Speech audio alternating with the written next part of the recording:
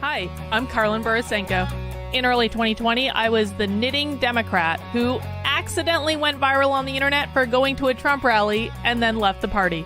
I became the conservative darling, was on all the shows, traveled around the country, and then realized that conservatives were no better than Democrats. If there's one thing that I've learned, it's that both political tribes are two sides of the same coin.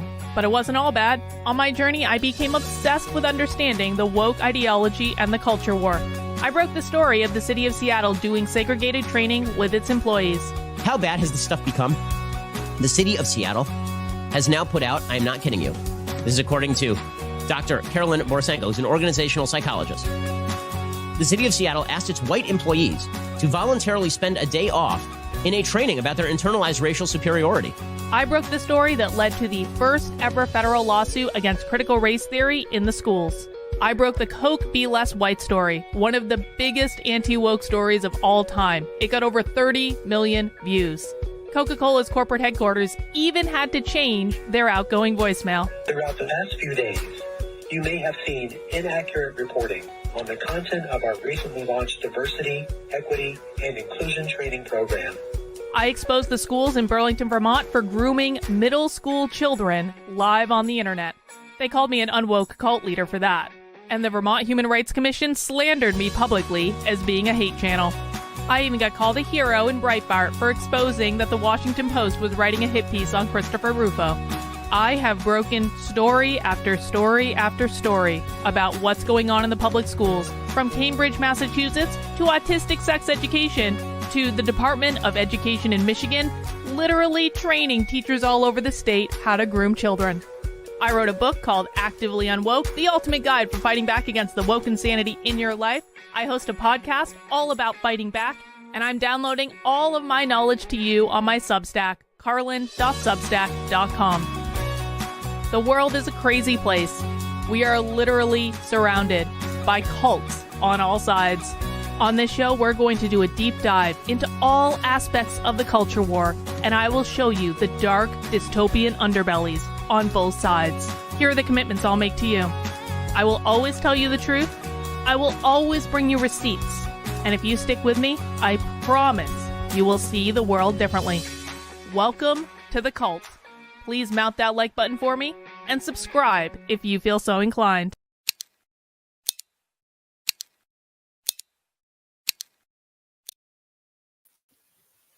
Well, hey, everyone. Happy Friday. We did it. We made it through another week. And you know what that means. It's time for happy hour. Happy hour is where we kick up our heels. We grab a tasty beverage or two. And we watch a woke training from start to finish, and we talk about it, and we dissect it, and we make fun of it. And, you know, it's funny because there used to be a time on my channel where we did other stuff on my channel too. There used to be a time when I would like talk about the news and like more like pop culture stories. Now my channel has basically turned into happy hour or Socialism Saturday like every single day of the week. But what makes happy hour different is we have beer. Yay! And it's Friday, and so we do get to celebrate. Beth, thank you. I don't know what I'm being congratulated for, Beth, but thank you on the super chat. I do appreciate it.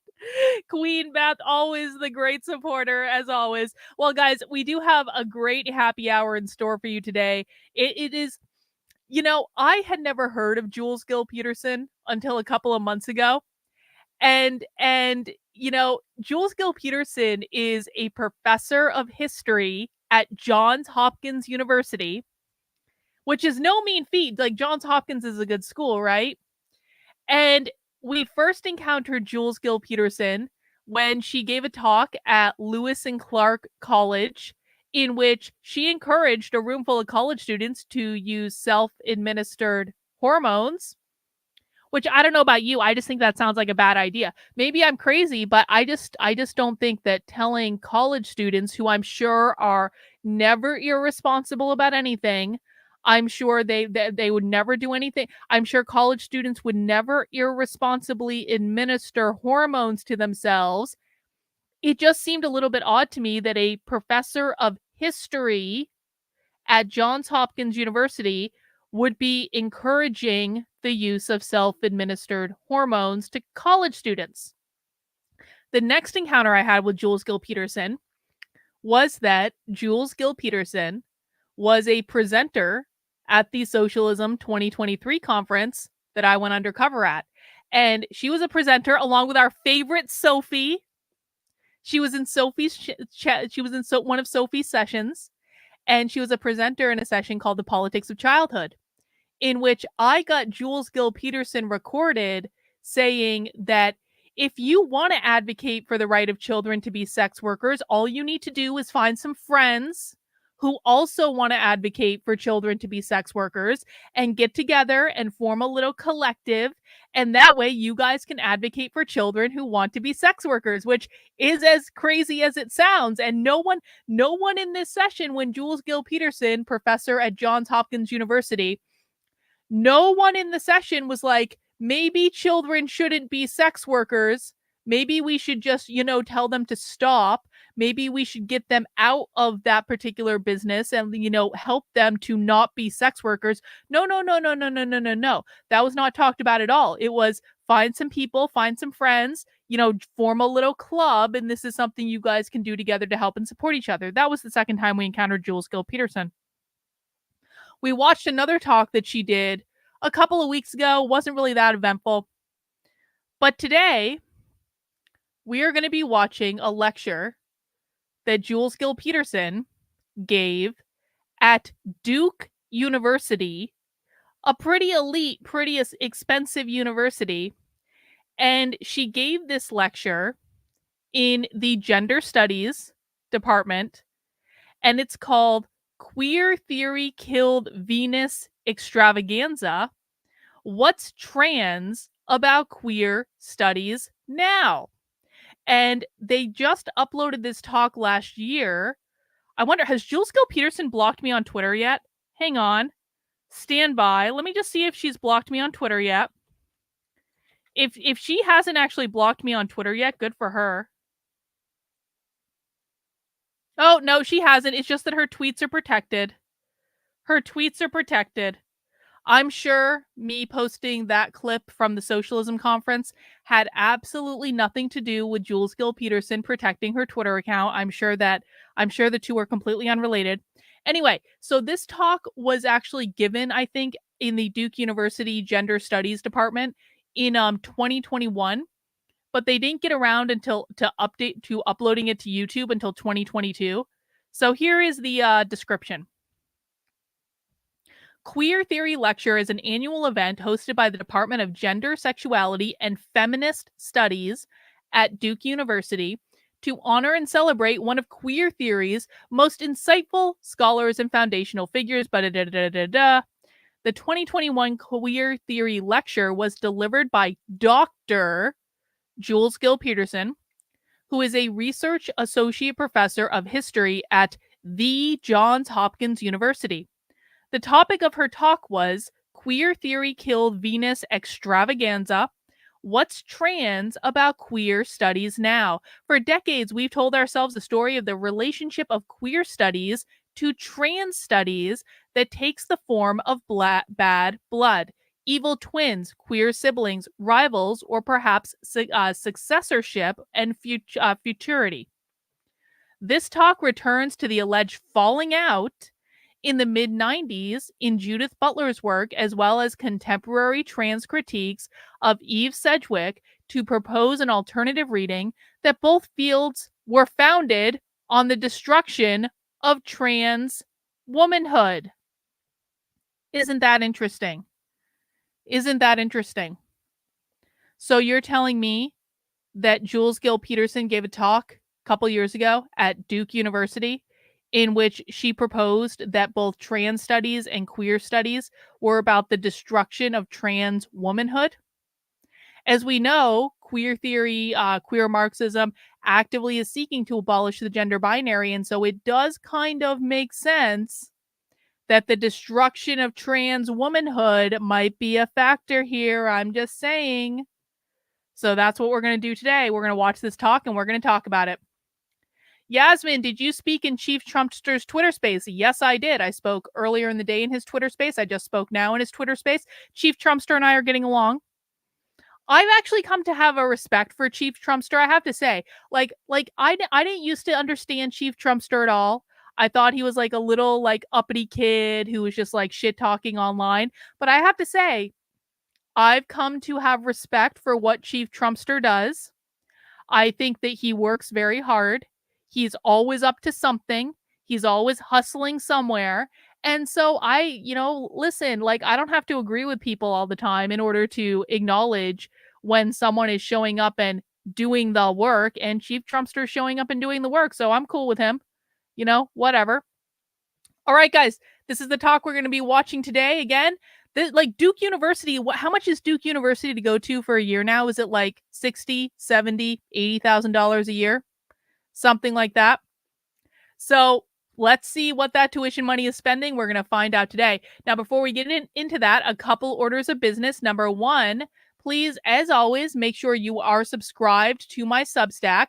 Now, I am doing a campaign to get 200 new paid subscribers to my Substack before the end of the year. And that is to support my independent journalism, undercover journalism, the time that it takes me to do all this stuff, to watch these videos, to make the clips, to write the articles, to explain things, to go like coordinate undercover things to do, to coordinate woke event infiltrations. All of that costs money. And I am completely 100% funded by you. I'm grassroots funded.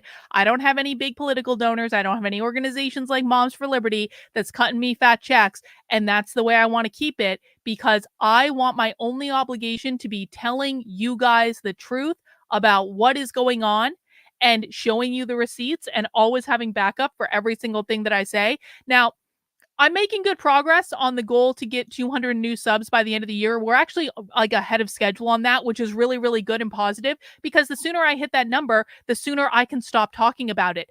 But there's a very special milestone that I'm going to hit in terms of like the amount of money that the Substack is bringing in if I get just 8 more paid subscribers. So it's always nice to have a nice milestone. And I'm about to hit another one, and I'm really excited about it. And so if you want to help me out, help me get a new milestone for the amount of income and revenue that the Substack is generating, which of course, basically all my income gets reinvested back in doing this stuff because I have no life. It's what I do. Please become a paid subscriber on the Substack today. You are going to get all sorts of premium perks, to include 2 Zoom calls with me every single week that are private, that are unrecorded, to include access to my supporter Discord, where we do writers group on Thursday nights. We do movie night on Sunday nights. We're going to be watching White Nights coming up this week, which I guess is an 80s movie with Baryshnikov about like what it was like to be an artist in the Soviet Union. So definitely relevant to what we're doing. Jennifer picked it out. Jennifer is the queen of movie night. We watch a new movie every single week in the supporter Discord. That's what you'll get access to. We are doing a Bitchcraft. That's what it's called. We are doing a Bitchcraft call tomorrow at 3 p.m. And that is where we just an open Zoom call where we bitch and we craft. I, of course, will be knitting as the far most superior of all craft, but you can bring whatever craft you like. You can do quilting, sewing, drawing, painting. You can clean your gun. You can fold your laundry. You can even crochet if you must, even though it's inferior to knitting in every possible way, but you're allowed to do it. Or you can just come hang out with us. That is going to be at 3 p.m. tomorrow. I will be sending out the Zoom link to everyone in locals, on Substack, et cetera, et cetera. If you want to come hang out with us and chat for a couple hours, that's the type of stuff you're going to get access to. And most importantly, you are going to fund my biggest woke event infiltration spy stream ever. Now, I'm not going to tell you when this is going to happen, except to say that it will happen before the end of the year. The reason that I cannot tell you when it's going to happen is because I am infiltrating a multi-day long teacher training event. I'm going to be bringing you access to seeing what your kids' teachers are taught at their professional development training events. And because this is undercover, I can't give out the dates because that might give away what it is, which of course would screw it up. We want to make sure we get the content first, so I'm not going to give out the dates right yet. I will be communicating with my supporters as we get closer to the event about what the dates are, what the time frames are, and how they can participate live in a multi-day teacher training infiltration. And let me tell you what, guys, this is going to be a doozy. There's going to be a lot of stuff that's going to come out on this one. And you're going to get to be there before it becomes breaking news. You're going to get to see it unfold live in action. And this is only available to people who are supporting my work, whether it be on Substack, Locals, Patreon, Twitter subscriptions, YouTube channel membership. If you are doing one of those options, then you will get access to this as long as you're still a member before the end of the year. Because again, I'm not revealing the date yet because that would give it all away. But I'm so excited about this one. You guys are going to love it. It's going to give us so much cringe content. It's going to be crazy. And you will get access to it live when you support the work I'm doing by heading over to my Substack, which is my preferred method. If you're only going to support me on one platform, I prefer it be this one, Carlyn, KARLYN.substack.com. You can support what I'm doing for $8 a month or $80 a year. And I really do appreciate it because you guys are the ones that allow me to fund all this stuff to show you what's really going on. Another thing I want to make sure people know is I do have some new merch in the Unwoke Art Store, and there will be some more merch going up in the coming weeks, getting ready for Christmas. I'm really excited about some of the merch I have, especially this Real Marxism line. Check this out. I've got it in red or in black, and I love this. I love this design. This is probably one of my favorite designs that I've ever done. Like, what a great gift for a college student. I mean, come on. You imagine sending your kid back to college with like a sweatshirt or a bag or a t-shirt that has this image on it that says Real Marxism with Karl Marx in a field full of red skulls? Real Marxism has been tried, guys. It has been tried. We know how this story ends. And I just think this is one of the coolest designs. I'm so happy about it. You can get that on all sorts of great stuff in the Unwoke Art Store. I'll tell you what, I was just wearing this sweater with another design just a couple minutes ago. Like, I actually have this sweater with like a public school design that I made for it. And I want to get one in this design too. But like for ladies, this sweater is like the best sweater. I wear it everywhere. I love it. It's so comfortable. It's a nice tunic style. So it's like great with like a pair of leggings. It honestly, like, it's a little bit more expensive because it is super high quality, but I had one made for myself, not thinking I would ever sell this sweater in the store because I was like, it's a little bit more expensive than I like to have in the store, but like, it's just such a cool sweater that it's totally worth it. And I really do wear mine everywhere. I love it. I love longer tunics types things. And so I thought other people might like it as well. If you don't want that, we got the regular hoodie. We got some other stuff too. Let's see what else we have in the Unwoke Art Store. I've got my new Follow the White Rabbit sitting on a pile of red pills line. You can get that on posters, t-shirts, all sorts of great stuff. I've got my Megalomaniac line, which, I mean, the real megalomaniac is authoritarianism that's taking over the world, cancel culture that's taking over the world. So, all sorts of great stuff in the Unwoke Art Store, guys. And of course, all purchases in the Unwoke Art Store do go to support the work I'm doing. And if you are a paid member of my Substack, you get 10% off your entire purchase in the Unwoke Art Store through the end of the year. So it can quite literally pay for itself if that's what you want to do. And, you know, another great way to support my work, which I do really appreciate. I also want to get our bingo card out. Here is our bingo card for today, our queer theory bingo card. We get a free square in the middle, then we go for lines or we go for corners. Do bingo as we are making our way through the session today. Let me just get it into Rumble as well. Hang on. Where's my Rumble chat? Zebra's watching over on Rumble. Hi, everyone. Shout out over to Rumble. I appreciate you guys as well. Guys, just shout out bingo in the chat if you get a bingo and you don't win anything, but we will give you a hearty round of applause. And that's the way it goes. All right. Last thing before we get started for today is, of course, as always, because this is happy hour, I do have some beer. And I went to the craft beer store earlier. I got 6 craft beers. It was a 6 craft beer kind of day. but I'm only going to tell you about 4 because I drink maybe 2, maybe usually 1, maybe 2 on a stream. So we don't need an option of 6, but I'm going to walk you through the 4 craft beers that I have that I'm very excited about. And you guys get to vote on which one I drink first. If you're drinking something interesting, put it in the chat. But I love talking about craft beer. I love sharing my craft beer choices with people. I'm a beer snob.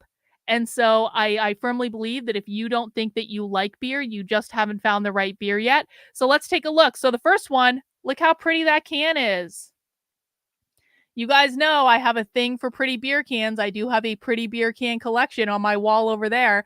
And so the first one is from Feathered Friend Brewing Company, which I've never had before. Where is this? Concord, New Hampshire. Shout out New Hampshire beer. And this is called Beware and Take Care, a blueberry raspberry sour ale. And I don't think it has any description of it other than that. So that's going to be our first one, our blueberry raspberry sour ale.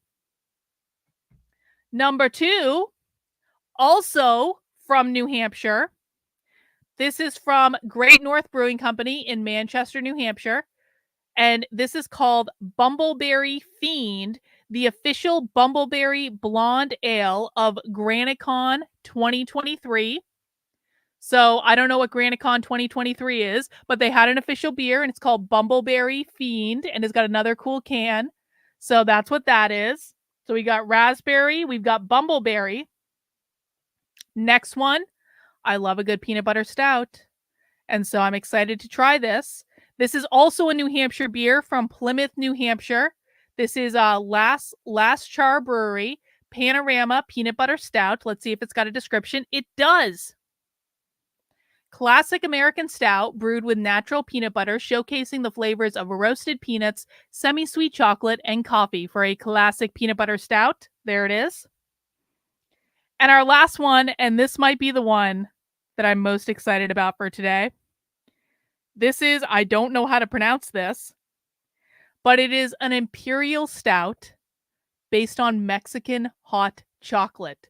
So Mexican hot chocolate, usually a little bit spicier, and it's a tiny, tiny, tiny little can with a lot of alcohol in it. I think this is 8% alcohol. You can see I dropped it earlier, so it's got a dent in it, but it still does say 8% alcohol on the bottom. And this is Imperial Stout inspired by Mexican hot chocolate, and the description is, inspired by Mexican hot chocolate, this beer quickly rose to legendary status after it was first introduced as Chris Banker's winning recipe when we hosted the American Homebrewers Association rally in 2014. Brewed with a robust but nuanced blend of coffee, chocolate, vanilla, nutmeg, cinnamon, peppers, and lactose, Stone I don't know how to pronounce that. I don't speak Spanish. Has become one of our favorite holiday traditions. That's going to be Mexican hot chocolate. So guys, let's see. Let me just put something in the poll here. I'm going to be putting a poll in the chat over on YouTube. Sorry, Rumble, you don't get a vote.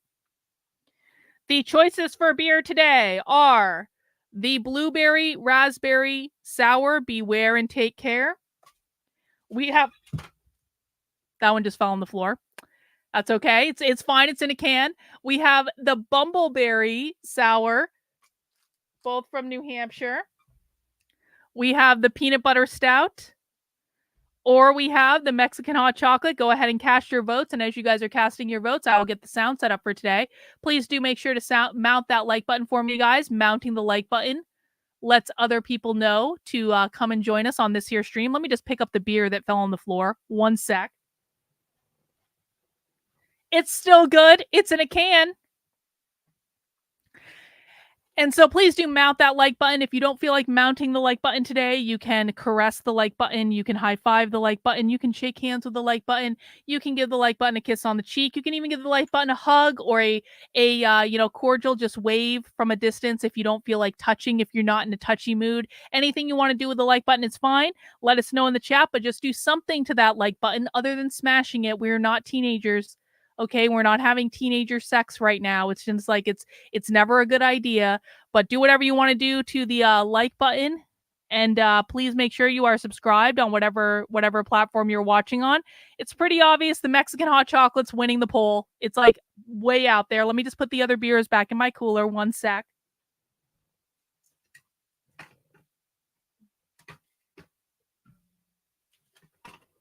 I have to say, I'm really excited about this one. I'm really excited. We're going to see. They have a whole 12-pack of this at the beer store. But I was like, I'm going to get one. We're going to give it a try, and we'll see how this Mexican hot chocolate imperial beer is. Nice and black. Oh, that's very alcohol-y. I'll tell you that. Ooh. Cheers, everyone. Happy Friday. We made it through another week. Let us know if you're drinking something fun in the chat. In the meantime, oh, by the way, guys, Socialism Saturday tomorrow, we're watching a 6-hour women's socialism conference. So everyone, just a warning, if you're coming to Socialism Saturday tomorrow, we get started an hour later on Saturdays, but get some beer, get some snacks, like hunker down. We're going to get through as much of that 6-hour women's, like socialist women's conference as we possibly can. So I'm just warning everyone that it's going to be a little bit of a marathon. We might not get through the whole thing. We're going to see how it goes. But let's turn our attention back to this. We are watching the queer theory lecture from Jules Gill-Peterson at Duke University. Queer theory killed Venus extravaganza. What's trans about queer studies now? Let's get this party started.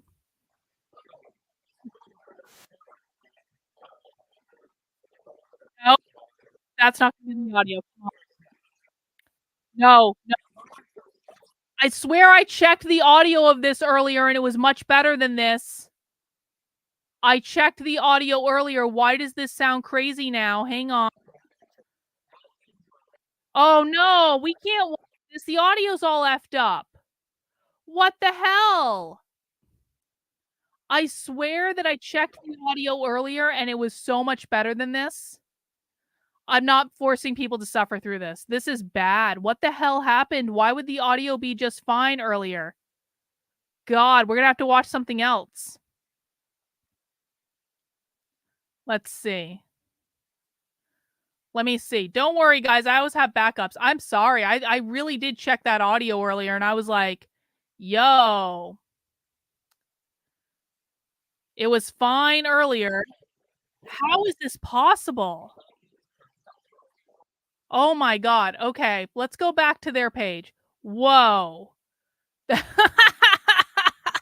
All that buildup over nothing. Okay, let's go back. We've got some options. Don't worry. We've got some options. Let's see. I think I even saw another lecture with her. I cannot believe they put that on the internet. What happened? Why was the audio all screwed up when it was fine earlier? Let's do this. Jules Gill-Peterson. Oh man, that was something. Okay, trans panic, a global history.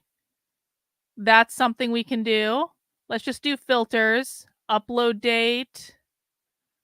Over 20 minutes. Let's see. Gender underground. Oh! Oh! Look at this. What? Gender underground, a trans history of do-it-yourself. This is 10 days ago at Harvard. Wow.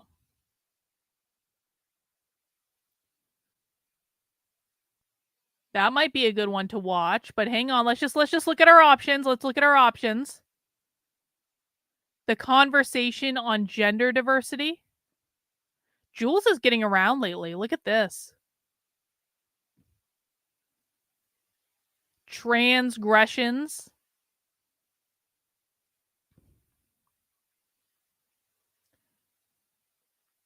Thinking Gender 2022, Transgender Studies at the Intersections, the Center for the Study of Women, the Streisand Center.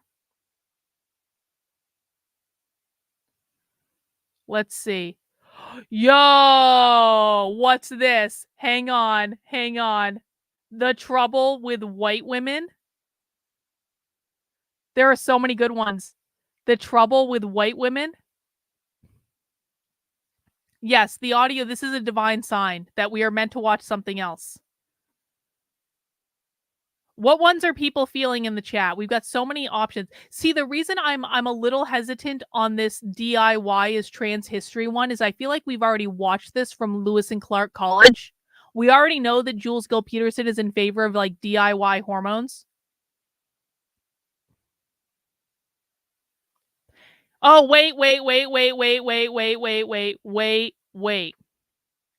Caring for trans kids and the double-edged sword of visibility. All right, let me do a poll. Which one? Trans kids, that's definitely got to be on the menu.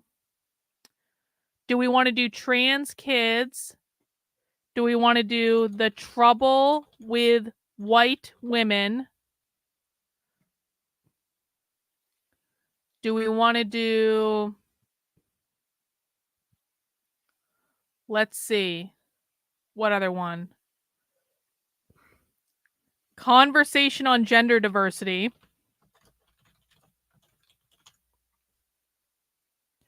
Or do we want to do Gender Underground Trans DIY? Gender Underground Trans DIY. Okay. The poll is in your guys' hand. I apologize to people watching on Rumble. But I'm only doing one poll because, like, if I did it otherwise, people could game it. That wouldn't be very fair. So let me know. We're not doing all of them, Beth. We've got a major marathon tomorrow. So everyone, cast your votes. Hopefully the sound works out. If the sound, I cannot believe what the hell. Like, how did that happen? Sound was fine earlier.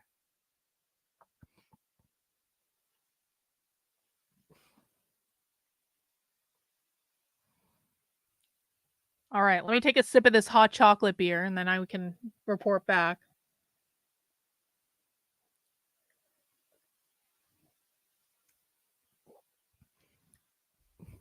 All right. Last chance to register your vote. We're looking at the one on trans kids, the trouble with white women, conversation on gender diversity, or gender underground, trans do it yourself. I'm ending the poll in 10, 9, 8, 7, 6, 5, 4, 3, 2, 1. Really close between trans kids and white women, but white women won. The trouble with white women. This is going to be great. I'm actually kind of happy this one won. Okay, let's see. Let's read the pray for the sound. And if the sound doesn't work out, we'll go watch the trans kids ones. Okay, let's see. December 8th, 2021. In The Trouble with White Women, Schuler brings to life the 200-year counter history of Black, Indigenous, Latina, poor, queer, and trans women pushing back against white feminists and uniting to dismantle systemic injustice. This is going to be great. These feminist heroes, such as Frances, Harriet, Polly, have created anti-racist feminism for all. But we don't speak their names, and we don't know their legacies. All right, let's everyone cross their fingers.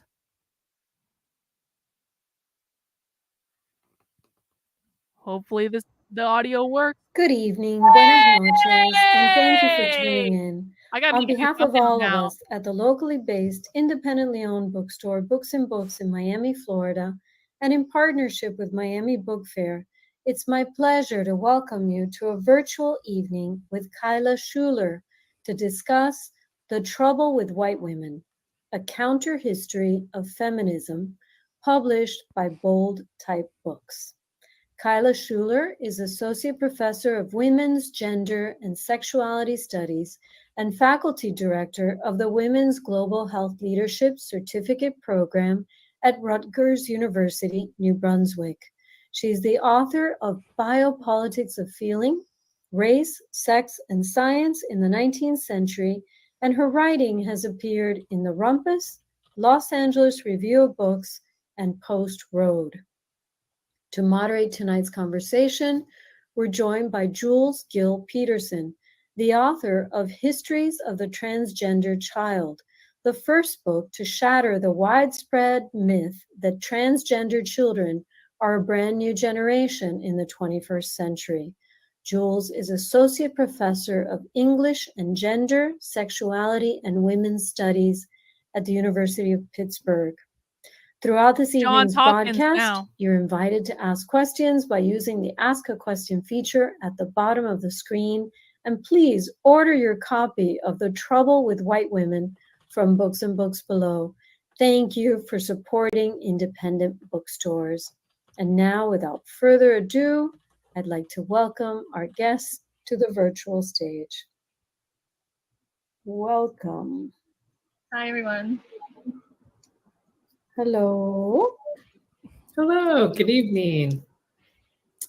Thank you everyone for being here, and thank you so much, Kyla, for inviting me to be in conversation with you tonight. I just want to reiterate that call to everyone. Like, this is a beautiful, gorgeous book, and I feel like it's a really delightful object, perfect for the holiday season, and dare I say, a great book to buy the white women in your life, potentially, but not just the white women. I will say, as I really related to the foreword by Brittany Cooper, talking about reading this. Well, she was talking about reading it as a Black feminist, and for me, reading it as a brown woman and woman of color feminist, just really, brown woman. Yeah, I feel such a sense of gratitude for this book that.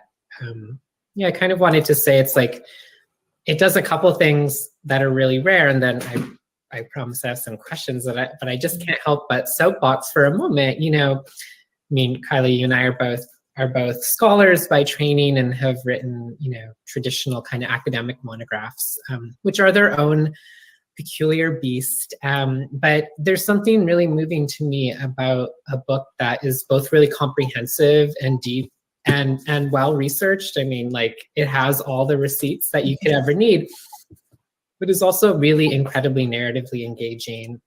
And just like actually a page turner, I have to say, I just was like devouring it over the past week or so. And it's also a book that I think on the one hand, we feel truly now more than ever, like, we need this book. Like that will be something I want to talk about tonight. Like, right now, right this moment. I mean, The Trouble with White Women might as well be the subtitle to almost every headline in the news. But it's also a book that feels like it's centuries in the making. And it's in the sense that it's about something that's been centuries in the making.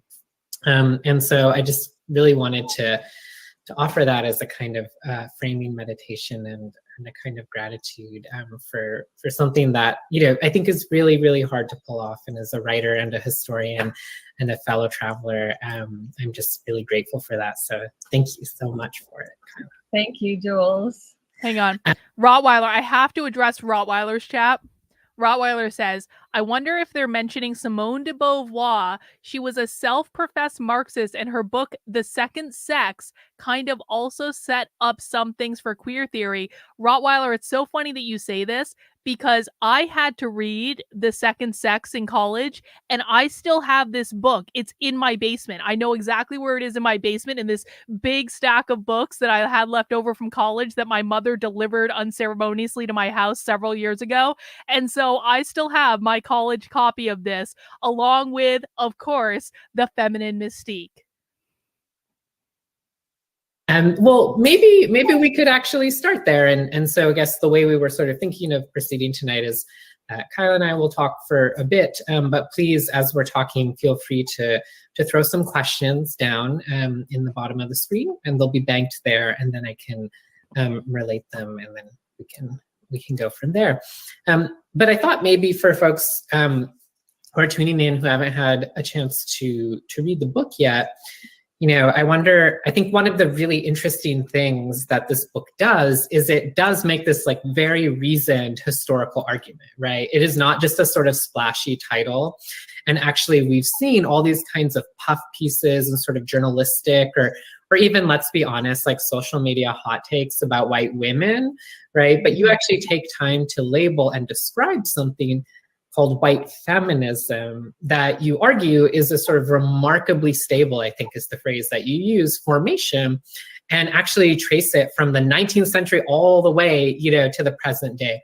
And so I kind of wanted to start there and ask you maybe to share with us, like, how do you define that sort of entity that's sort of stable enough and yet remarkably flexible, right? Mm-hmm. That's able to change and almost like camouflage itself, like it's such a chameleon. And I think that speaks to why it's been so persistent. But like, what is this thing, white feminism, if this isn't just sort of, white women are causing, trouble again, but this is actually like a real thing in the world. So yeah, I wonder if you could kind of share with us that kind of sneak peek into what the book talks about. Yeah. Well, like you, like a historically minded researcher who spends a fair amount of time in archives and also just really wants our hands in the raw sources from the time period we're talking about before I feel comfortable saying what anything is, right? And I was really captivated by this term, white feminism, that has become so popular in the last 5 or so years because it is relatively brand new.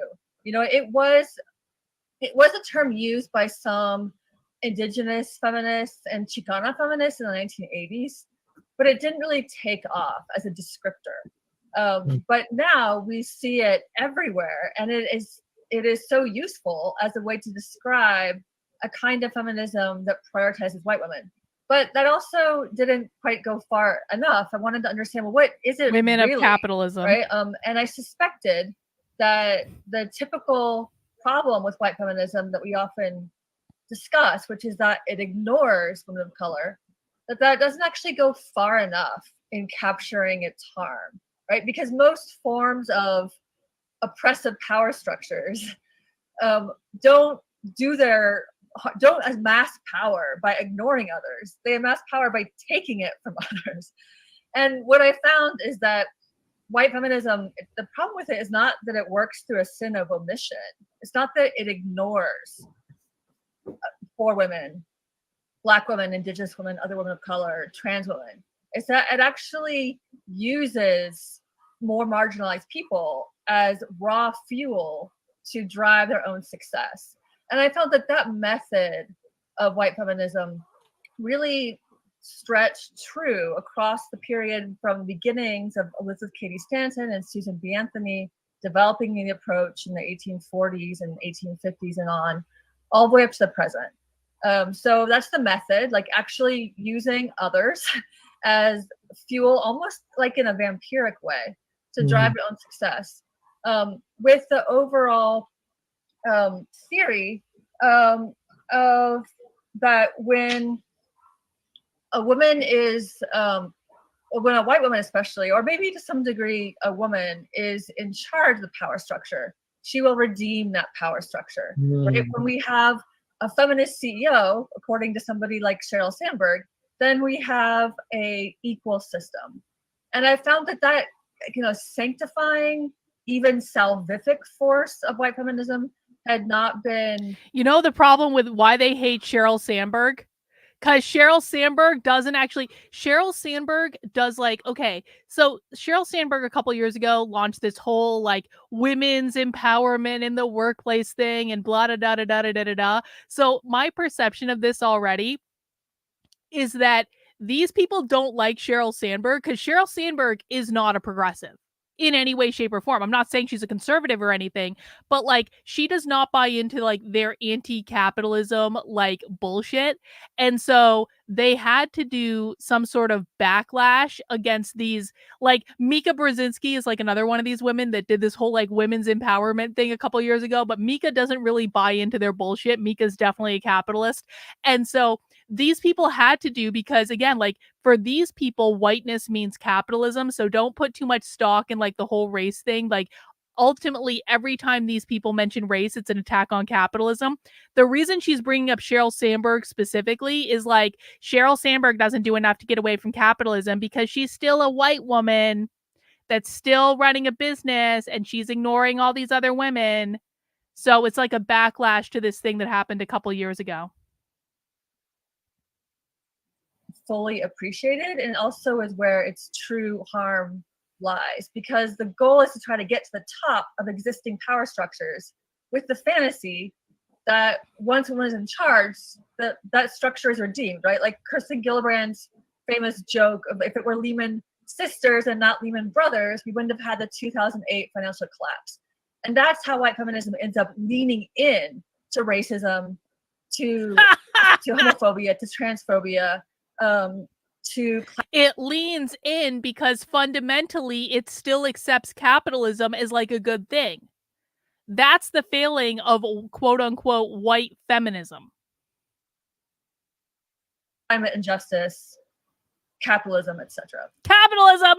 Ha! Yeah, I mean, it's such a, I mean, thank you for that really bracing account. And it's really remarkable, right? How this sort of they always maybe recent kind of cultural and especially, I don't want to say pop cultural, but a kind of public, kind of very online interest in naming something as white feminism is actually this sort of invitation to go much deeper and trace, like, well, where did that actually come from? And what are its, constituents? And I really love this intervention to say that, contrary to that sort of, I just wrapped up teaching intro to women's studies tonight. So, for anyone who's taken a class like that, you often get introduced to this sort of wave theory of feminism. Oh, there was the first wave. Those are the suffragettes. And yes, they were white women. So, they didn't think about anyone else, right? And then second wave, well, they were also white women, actually, also kind of didn't really think about anyone else. But then finally, sometime in, who knows, the 1980s, the 1990s, we got to the third wave, and now things are finally starting to change. And that narrative itself is so patently untrue. It was one invented and reflective of the investments of certain white feminists who wanted to cement kind of like after the fact that salvific kind of narrative by proving that by the 80s and the 90s, white women finally realized their mistakes. When in fact, part of what you're showing here, and this leads me to my next question, is that white feminism isn't just this sort of island, right, that formed on its own and had no regard for any other groups, particularly in the United States. On the contrary, white feminism is constantly defined through its attempt to extract value, particularly out of African Americans and Indigenous people, right? But also, is constantly engaged in sort of battles around racial supremacy and racial governance, right? So, but one of the things that I think is really important about this book, and that I really want to underline, is that we get this sort of important history of white feminism that we haven't seen before. But you do something really smart, which is that you pair it all the way along with what you call, this counter history of another kind of feminism, which we, today tend to call intersectional feminism. There it is. Drawing on the work of Black feminist legal scholar Kimberly Crenshaw, right? But that you really chart this, again, like 2 centuries long history of intersectional feminism. And what's so interesting to me, right, is that there we actually see the roots of this alternative feminist movement that, where Black women are at the center, but also Indigenous women, right? This whole cast of characters, trans masculine people, trans women, immigrants, working class people, right? That you sort of are able to both treat this kind of dominant class, the white women, but you also actually, show the cards of all the others who are working against them. But in a way that I think is really complex. I have more to ask about that, but maybe first, like, could you give a sense of how you treat this sort of long lineage of intersectional feminism and maybe how you see it contrasting with white feminism? Because I think it's a really innovative formulation that, I think people are like even historians are not necessarily familiar with or don't come and think that way. Like we're aware of these historical figures that you talk about, say from the 19th century, right? But don't necessarily apply that label, intersectional feminist. So could you talk us through that? Yeah, thank you. That structure of each chapter having an icon, white woman, feminist, like Elizabeth Cady Stanton, Margaret Sanger, Betty Friedan, Sheryl Sandberg, but contrasted, within each chapter with another person in that same movement, whether it's birth control or civil rights or abolition, who approached the same topic, but from what we would now call an intersectional approach that understood sexism, racism, capitalism, empire to all be intertwined struggles. Hang on. Wasn't feminism about getting rid of the nuclear family? Not really. I mean, indirectly, yes, but what I would say feminism was about the gender binary, which of course, if you get rid of the gender binary, you're going to get rid of the nuclear family. So it's not as though it wasn't linked in some way, but I think that like, I mean, if we're looking at like first wave, second wave feminism, maybe third wave to a certain extent, but I think third wave is really where they started getting into like the more nuclear family sort of thing. But remember, these people believe that capitalism created the gender binary because the gender binary put women in the home, men in the workplace, and they also believe that that like things like abortion are ways to get rid of the gender binary. This is the patriarchy. This is what keeps men in like the power position. So I view feminism as more of getting rid of the gender binary or attacking the gender binary than it is a direct attack on the nuclear family.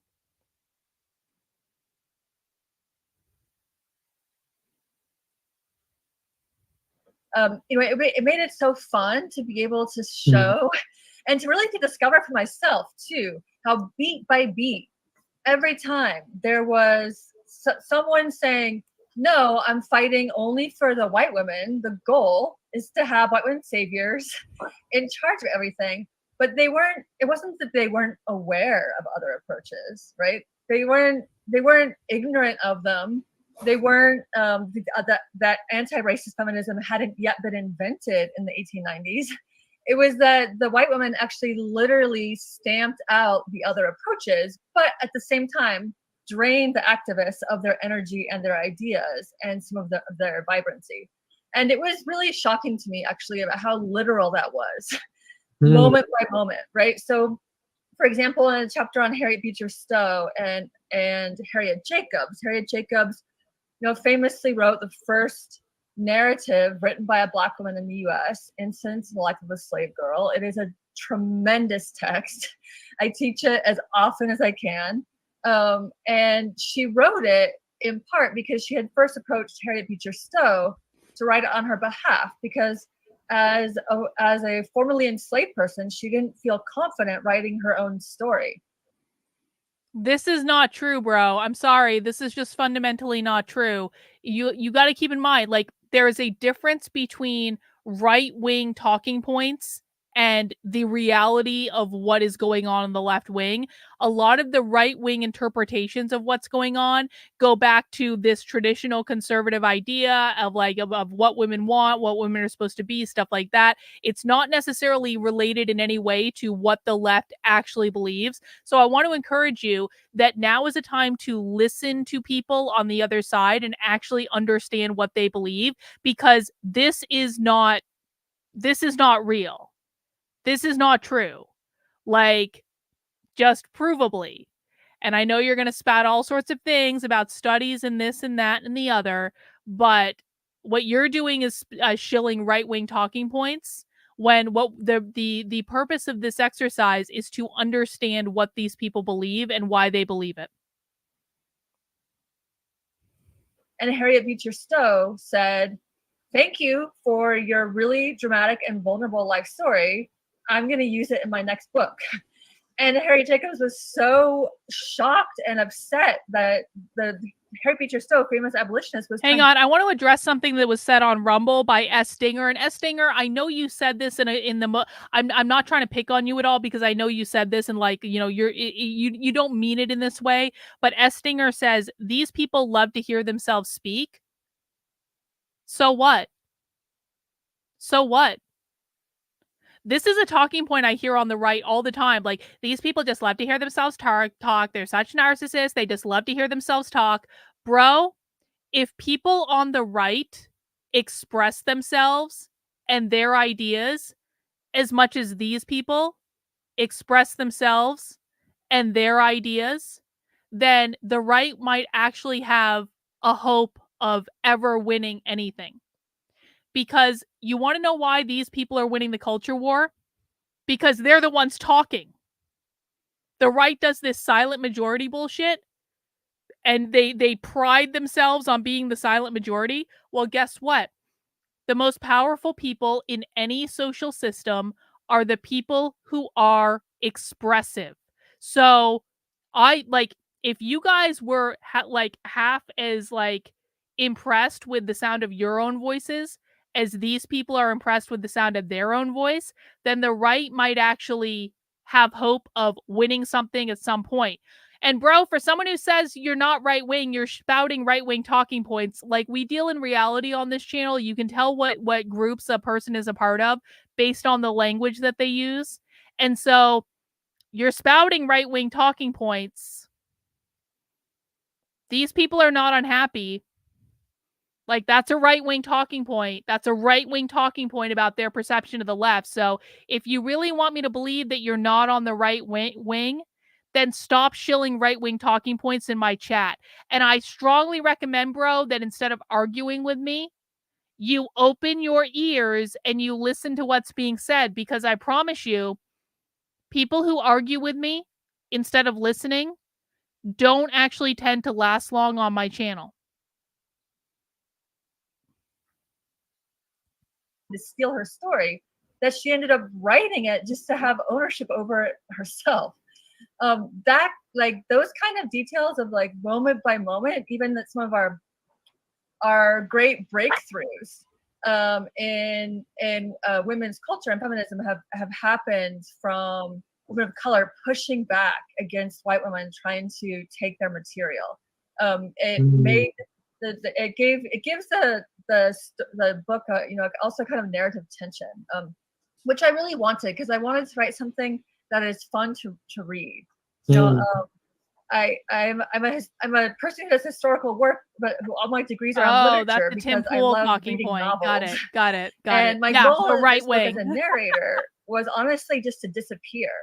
I was like, there are these incredible stories from the past, and these women themselves said it better than I ever could.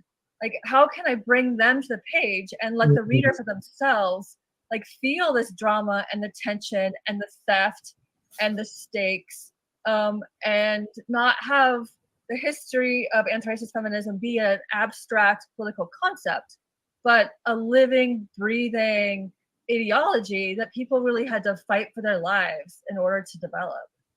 Yeah, and also we have now, right? Like, there's a lot of handwriting, I think, in social media of like, well, okay, we know that white feminism is bad, but what do we? Ben Shapiro also steals people's journalism and lies to his audience constantly. So I don't actually think Ben Shapiro's smart enough, but Ben Shapiro lies to his audience constantly. And Ben Shapiro's flat out stolen my journalism and presented it as his own. Just FYI. So I'm not that impressed with him. Other people might be, but we do now.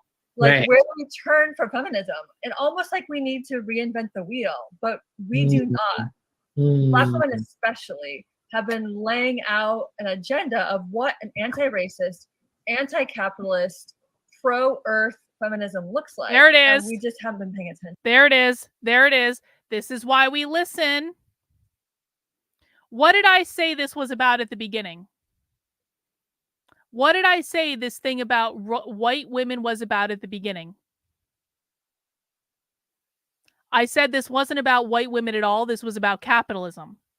You are about to hear the woman who wrote the book, The Trouble with White Women, say that the trouble with white women is that they didn't lay out an anti-racist, anti-capitalist version of feminism, and the black women, quote unquote black women, did. Now, what does anti-racist mean? Pop quiz for the chat. What does it mean when they say anti-racist? The Daily Wire has stolen my journalism on like several occasions. Like Matt Walsh has stolen my stuff, Ben Shapiro's stolen my stuff. Like, this stuff happens all the time. Most of your conservative influencers steal from independent journalists, guys. It's the way it goes. So, pop quiz for the chat. Well, no. When are you fucking shitting me? Okay. Let me explain this to you. The reason that I am on the verge of quitting doing independent journalism, if I don't get 200 new paid subs to my Substack by the end of the year, I'm quitting. Like, that's real. I'm not fucking around. The reason that I am this close to quitting what I am doing entirely is because it is near goddamn impossible to get people to fund it, because people like Ben Shapiro and Jack Posobiec and Matt Walsh and Laura Ingraham on Fox News steal my journalism and pawn it off as their own. And therefore, the people doing the hours, days of work to find the stories, to tell the stories, never end up getting compensated, never end up getting people to support their work, because people like Ben Shapiro steal my shit, claim it as their own, never credit back where it came from. The story would not exist without me, but they take it with impunity, and I'm supposed to pay my mortgage with "that makes you special, Carlin"?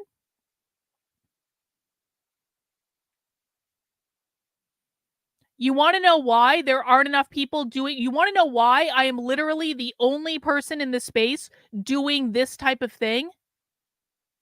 Because it's goddamn fucking impossible. Because right now, my independent journalism is being funded out of the bank of Carlin's fucking savings account. And so if people don't start ponying up and funding my work, then I'm going to quit, and Ben Shapiro and Matt Walsh and Jack Posobiec and Fox News will have one less source that they can steal from, because this is what I hear from conservatives all the time. Oh, well, isn't that great that they told the story? Yeah, it's great. I would really like people to fund the work I'm doing, though. Because if you guys don't fund it, if people don't know where it's coming from, and it's not funded, then at some point it's not going to happen anymore. But this is the conservative attitude. Well, you should just be happy that people know the story. Well, guess what, guys? The story's not going to fucking exist anymore if certain goals are not met. And one of the reasons that it is damn near impossible for me to get these goals met is because your favorite fucking influencers, who you kiss the asses of every single day of your life, steal my fucking work and pawn it off as their own. But I'm supposed to feel special. Okay. Sure. Sure.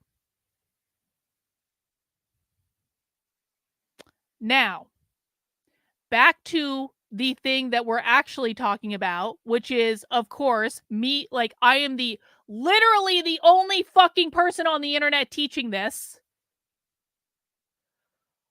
What does anti-racism mean?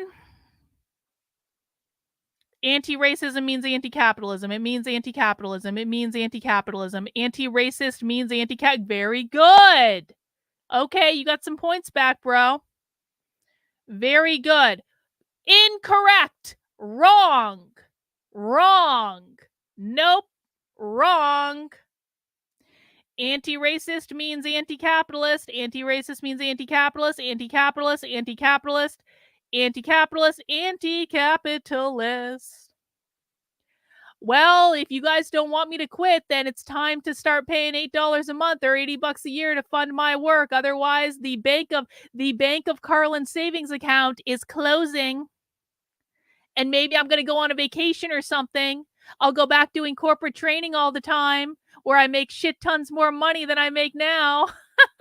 I'll be able to go do work on a beach somewhere. It'll be great. Anti-racism means anti-capitalist.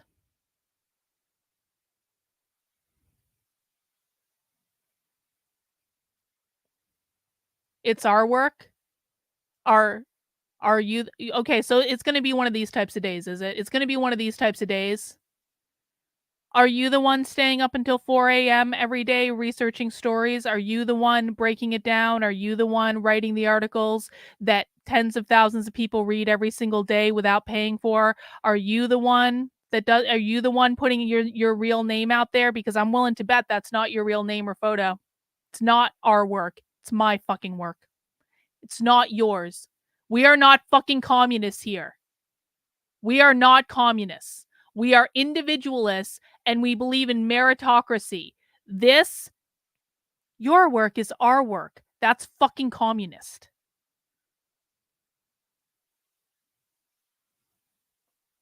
Does James Lindsay do what I do? No, he doesn't. Next. It's going to be one of those fucking days. I can see this. Let's see what other excuses we have in the chat right now before we move on.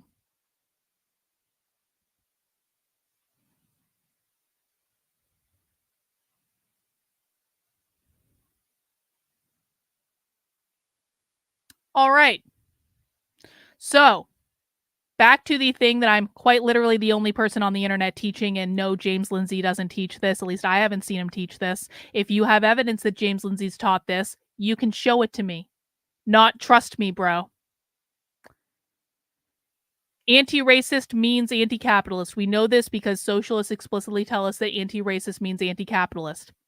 You are about to hear the author of The Trouble with White Women explain what the real trouble of white women is. No, well, what does James Lindsay steal? James Lindsay has in recent months started using talking points that sound eerily similar to mine. Is he stealing it? I don't know. Let's listen. It's like we need to reinvent the wheel, but we do not. Black women especially have been laying out an agenda of what an anti-racist, anti-capitalist, pro-earth feminism looks like, and we just have Black women especially have been laying out what an anti-racist, anti-capitalist, pro-earth feminism looks like. Let's listen one more time because I know I was yelling at people just then.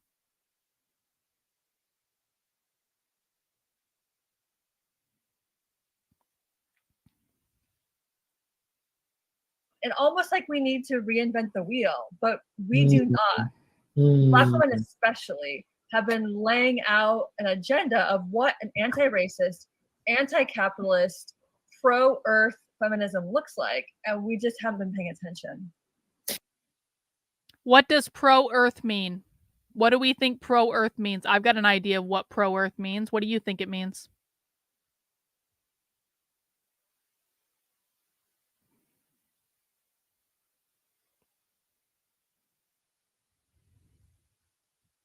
What do you guys think pro-earth means?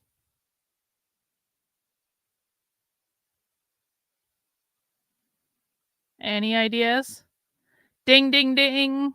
This is what I think it means. I think it means climate change, because climate change is going to be one of the ways in which they push their ideas onto us. So when they say pro-earth, I'm thinking that means climate change. Indeed. Well, yeah, I mean, everything goes back to anti-capitalism. Like literally everything goes back to anti-capitalism. Like they're going to use the climate change bullshit to push anti-capitalist stuff on us and say, you don't care about saving the planet unless you care about that. Kat, I don't hate you. I don't hate anyone. But, like, can you understand why it's a little bit frustrating?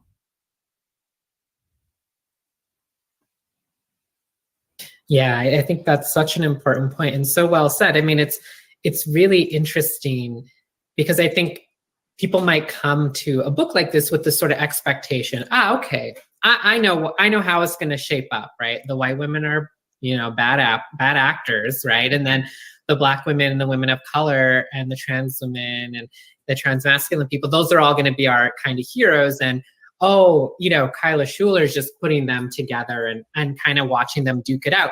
But in fact, that's not the case. There are these incredible actual ties between the people in each chapter. And I think that was one of the things that really kind of gripped me in as a reader. And I certainly learned, something about all of the people in the book, even though I'm familiar with all of them as a historian. But it was really, there are just these really prescient. Well, Kat, what I will say is that the conservative influencers who pretend to be against this stuff but don't even understand it, they are fucking communists, because they actually do say that. They justify doing that shit all the time. So yeah, Ben Shapiro's a fucking communist. Matt Walsh is a fucking communist. Jack Posobiec, fucking communist.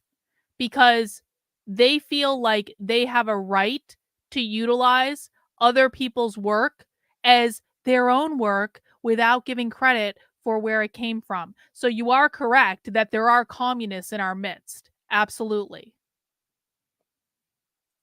Moments too, right? Like, was it in fact Betty Friedan herself who tried to basically steal the concept of Jane Crow and use it for her next book title from Polly Murray? And I truly gasped when I was reading. I was like, no, she did not. These actual moments, we're not talking about white feminism as thieving or stealing from Black folks or people of color or trans people as a metaphor. It's literal. Literal. It honestly stunned me. I couldn't believe how well the concept of the book works, to be honest.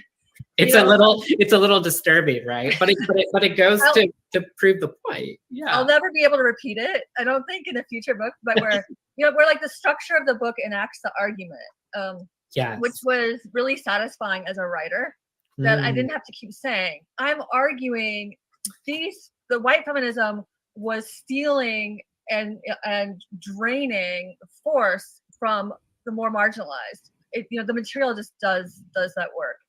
And I think there's a kind of honoring of a sentiment that I think, people who have experienced that, theft, right? I'm thinking of, the Black trans women and trans women of color in circles that I run in. And it's like we know in our bones that theft happens. Sometimes we experience it very literally, right? From doctors or experts, people come and take what we know and repackage it. But it's also this sort of intergenerational knowledge that's transmitted in it, and it shows up. We don't always have.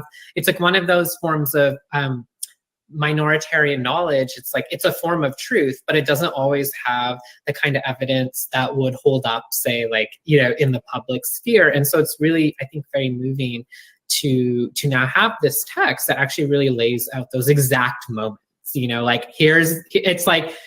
I think just to go back to what you said too about that kind of, I don't want to overinflate the idea that social media is the only world, but maybe after this long, in a pandemic, it's starting to just feel that way. But I think I see that frustration every day, on Twitter in particular, especially, in this generation of young folks who have come of age, in a real kind of critical consciousness that the grand narrative sold to them about, American liberal democracy and capitalism are just complete lies and bullshit, and serve, the interests of a ruling class. And wait, did you hear that?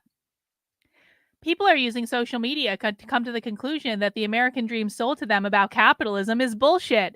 Johns Hopkins University socialist professor. Let's listen. Especially, in this generation of young folks who have come of age, in a real kind of critical consciousness that the grand narrative sold to them about, American liberal democracy and capitalism are just like complete lies and bullshit. And serve, the interests of a ruling class, and like they feel that too in their bones. But either because their states are literally outlawing discussion of the history of the United States or what have you, right? I just want to say, Rottweiler, the truth of it is I actually wouldn't even mind if James Lindsay stole my talking points, because unlike Ben Shapiro, unlike Jack Posobiec, unlike Matt Walsh, I actually have an eminent amount of respect for what James Lindsay has done and is doing, and I know how hard it is. And he does, like, I'm not going to go and read the philosophy. I'm not going to do it. He's doing that for all of us. And he was, I guess, like, what I'm trying to say, and I like to, keep it to like some sort of brevity, is that I wish that James Lindsay could figure out how to articulate his ideas more simply to a more general audience, because I think one of the challenges that exists with his work is, and he's obviously very frustrated by it because he was tweeting about being frustrated by it earlier today, normal people do not understand James Lindsay. They just don't. He's too verbose. It's too complicated. It's not hinged into a practical reality. And so it's like the learning curve to be able to understand what James Lindsay is even saying is very high. And I wish that he would, and again, like, I don't even care. He can steal my talking points if he wants. But like, I wish that he would start explaining it more simply to people, because the level of technicality that he brings creates more confusion. He speaks academic. I've had to work very hard to like translate what's going on in sessions like this from academic to normal person, to get it to like the most bare bones thing that it can possibly be gotten to. And if people want more information, they can go into it in greater depth. But I wish James Lindsay would do that. And he doesn't, I don't think he knows how. So, and he won't talk to me, so so I can't help him. Or even for reasons less nefarious, they're sort of, kind of hitting that brick wall. And I see this a lot in my students when they arrive in college too, this feeling like, well, everything up to now has been insufficient because look how bad the world is today. So the task must be as gargantuan as reinventing the whole world. And I think it's really powerful to say that actually, instead of understanding that history, we all realize we're talking about understanding nonsense when all that's really required is recognizing it, right? No. Wrong. If you don't understand what they're saying, then you will never be able to fight it successfully. I'll give you an example from yesterday. Yesterday, we watched a lecture from Yale University. I think I just really screwed up my knitting. Yesterday, we watched a lecture from Yale University from 2009. And in that lecture from Yale University in 2009, the professor, and this was years before Drag Queen Story Hour was even created. In that lecture, the professor flat out said that drag is about performativity, gender performativity. And so if we relate that to Drag Queen Story Hour, which was created after that lecture, we would have known that Drag Queen Story Hour was really about getting children to see gender as performativity. What it's not about is sexualizing children. Now, what has happened on the right is they believe that they understand what's going on, even though they don't understand what's going on at all, but they think they do. They recognize that Drag Queen Story Hour is bad, and they think they understand why, but they don't actually understand why. They don't actually understand what the real problem is. They think it's about sexualizing children when it's not about sexualizing children. So what happened when the right recognized something was wrong, but didn't understand why, didn't understand the purpose of it? They started going after books in libraries. Let's just get all the sex books out of the libraries. That'll fix everything. That's not what Drag Queen Story Hour is about. Drag Queen Story Hour was not about sexualizing children. Drag Queen Story Hour was about getting children to see gender as a performance, because if kids see gender as a performance, then they're going to question their own gender, and that's a different problem. That is a fundamentally different problem. So if you don't understand the quote-unquote nonsense, and by the way, the nonsense is what's winning, you will never be able to craft strategies to defeat it. And right now, the right is making, and this is why I was hard on you earlier when I told you you were using right-wing talking points. Right now, the right is making shit up, making up explanations, making up things that might make sense if you don't understand these people and you don't actually listen to them.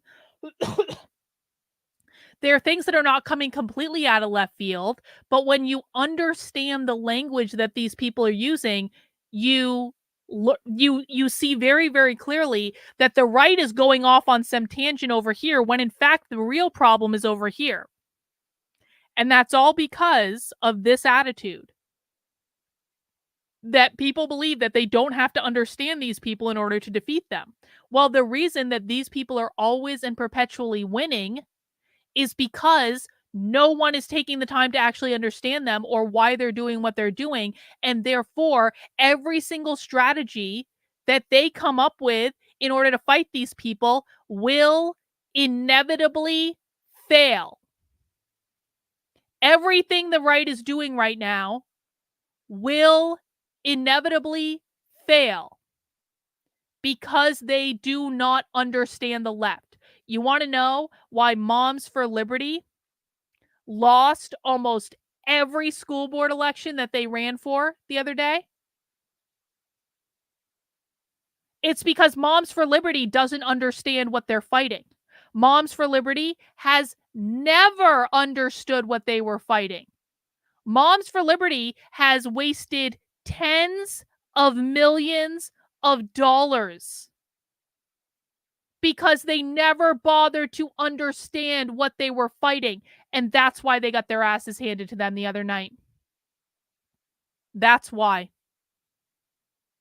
Because they really thought that if they just put on a good show and had a good presentation, that was all that was going to be required. Let's throw tens of millions of dollars at presentation and glitz and lights and conferences and staged events and book bans and all this bullshit that never had any chance of actually beating the left or being effective. So it's not just about recognizing it. Recognizing it is important. Don't get me wrong. You're not wrong about that piece. But if you do not understand what you are seeing, and you don't understand the words they're using, and you don't understand the strategies that you're using, and you don't understand any of this, then you will never, ever, ever, ever, ever, ever, ever beat them. And silly me, I thought that was the point. Hey, Banjo, has Dr. K reviewed the socialism debate with Destiny? No, I don't want to. Destiny doesn't know what the fuck he's talking about on that. Come on. I'm not inclined. Thank you, though, Banjo. History has just been a record of these, sort of hegemonic white women. There's this complete other archive of people who weren't just showing you an alternative. They were also fighting. They were challenging those white women on their terms right from the very beginning. But I guess I kind of wanted to ask, this is sort of a pet question of mine to some extent, but I was really moved because I think it's easy then to fall into a kind of like, good women, bad women, good guys, bad guys kind of model here, right? Where it's like, well, we come into this book probably feeling a little critical about white feminism, right? And so we're like rooting for obviously these Black women, or for Polly Murray, or for Zik Kalasa, for AOC, right? And we're feeling like, yes, like go, fight. But I think one thing I was particularly impressed by and kind of moved by is that I don't think you over idealize any of these resistive actors, these intersectional feminists. And one of the things that I appreciated, especially, in the earlier time periods, let's say in the 19th century, someone like Zit Kalasar or even Harriet Jacobs, people, Black women or Indigenous women who were still kind of engaged in a sort of. What do I think of Liz Wheeler's methods of exposing Marxism? I wasn't aware that Liz Wheeler had any methods of exposing Marxism besides interviewing people like me. I mean, don't get me wrong. I like Liz Wheeler. I have no beef with Liz Wheeler. Liz Wheeler actually went out of her way to help me. She's gone out of her way to promote what I'm doing. I'm extremely grateful for Liz having me on her show, for, sending me audience members like you, Kat. I really do appreciate that.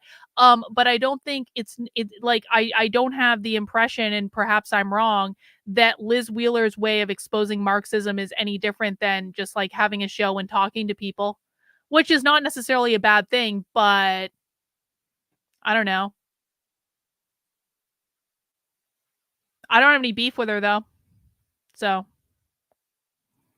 Politics of respectability or racial uplift, right? And that actually had some interesting strategic kind of, shall we say, dalliances with things that otherwise we think of as pretty bad, like eugenics or state systems of boarding schools that are, ripping Indigenous children out of their family units. And there's this sort of careful attention that you pay to the actual kind of historical. All right. This is the type of thing that will get banned from my chat extremely quickly. Socialists and communists hate white people. No, they do not. That is a right-wing identitarian talking point. That is not a left-wing reality. Socialists and communists do not care about skin color at all. They describe white people like National Socialists describe Jews as evildoers who use power. No, they don't. That you're saying that because you do not know how to speak socialist. You do not understand their language.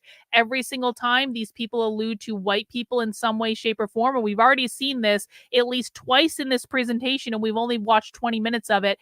Every single time these people refer to whiteness or to skin color, it is a reference to capitalism, to who owns the power structure.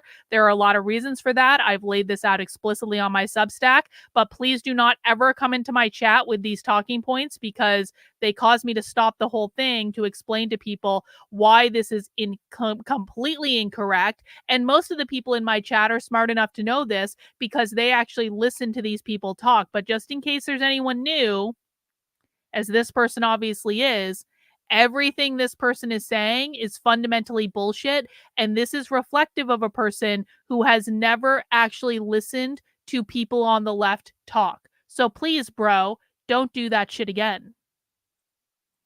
Archive and to the projects that these people were engaged in. And so you're sort of not trying to suggest that they're doing necessarily what we would do today, but I really appreciate your refusal to romanticize the resistance to white feminists and this kind of refusal to romanticize intersectional feminism, precisely because you argue, I think you're quite right, that that's what a lot of white feminists do today, right? Well, they call on Sylvia Rivera and Marsha P. Johnson. They call on Black women like Stacey Abrams, and they think by calling on them and invoking them that they are, again, sanctifying their politics. And so I think it's really interesting as a historian to use that. But could you talk about that? And was it wasn't so easy, because I definitely had a temptation at first to have a more black and white narrative. And part of that also is because I loved writing this book because I got to write narrative.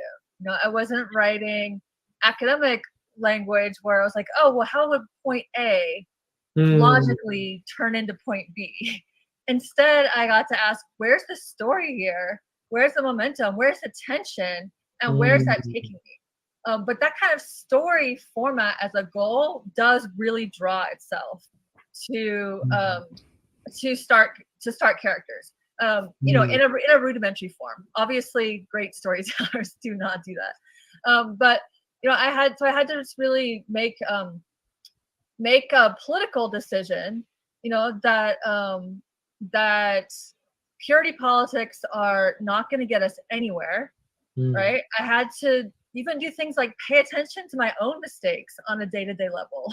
And remember that for social movements to work, we actually have to move from positions of generosity toward ourselves, especially.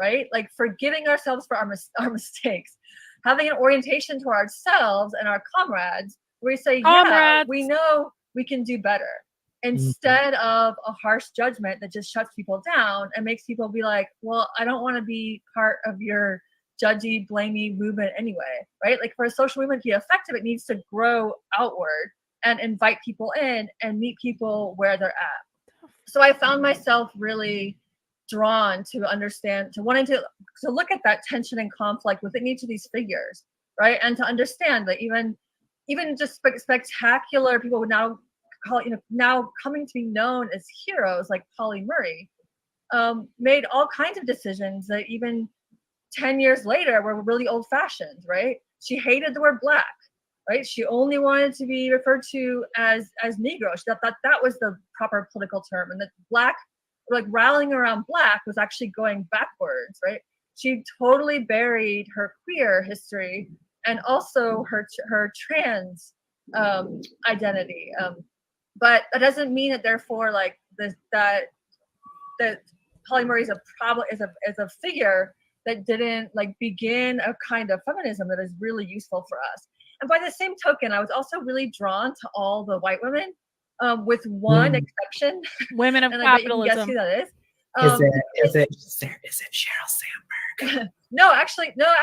Like I found Lena Ann actually really charming, and like really? that's part of her magic is that she is able to be, or she's so approachable. Right? That's part of her approach. That's seeming like the girl next door. She's not having it at all. And that's part of her inspiration, and also part of how she retained a likability despite being so successful. Right? Because one of her big insights is, if you're a woman, the more successful you are, the more unliked you are. And so she has this kind of white woman genius of realizing if she performs her fallibility, then we will like her. And I found myself charmed by that in a way I did not expect. But even someone like Elizabeth Cady Stanton, like I just love the story of where she's speaking on a stage in front of a big audience, and she's being heckled by some of the audience, and then this man stands up and he says, what are you talking about that women need to be in the polling place? Like, my wife gave me 8 sons. Are you saying that her life wasn't important? And she just like stops and looks him up and down and says, I've seen few men in my life worth repeating 8 times. Like, it is a savage cut down, right? And so that it's a combination of like, it made it hurt more when these brilliant, inspiring women chose a form of feminism that reinforced whiteness. This is actually a really great question, Kathleen. So do these folks ever call each other out on things, or do they have to be ever so careful of everyone's feelings? That's a great question. So in my experience of going to their actual meetings in person, and, to be honest, I encourage everyone to try this out sometime. I'm not saying do not ever go to one of their meetings and call them out. Do not even talk. Just go to one of their meetings and listen. Like, go to a Social Democrat meeting, and because the thing is, it is an interesting exercise to see how they actually function. These people are collectivists, okay? And so they fundamentally believe that the needs of the collective are above the individual needs.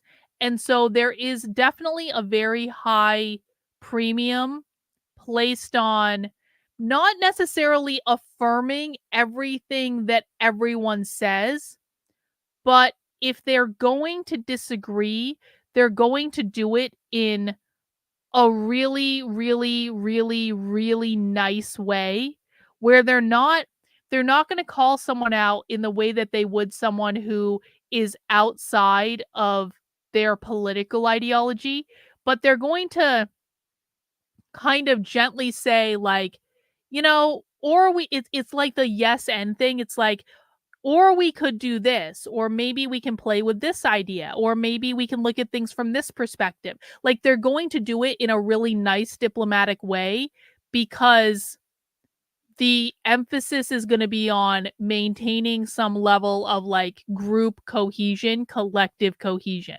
But no, they really do, like, they're in honestly, I'm going to say this, like, it's honestly kind of like really nice. It's a nice way to do things. It does keep the peace. It keeps the group together.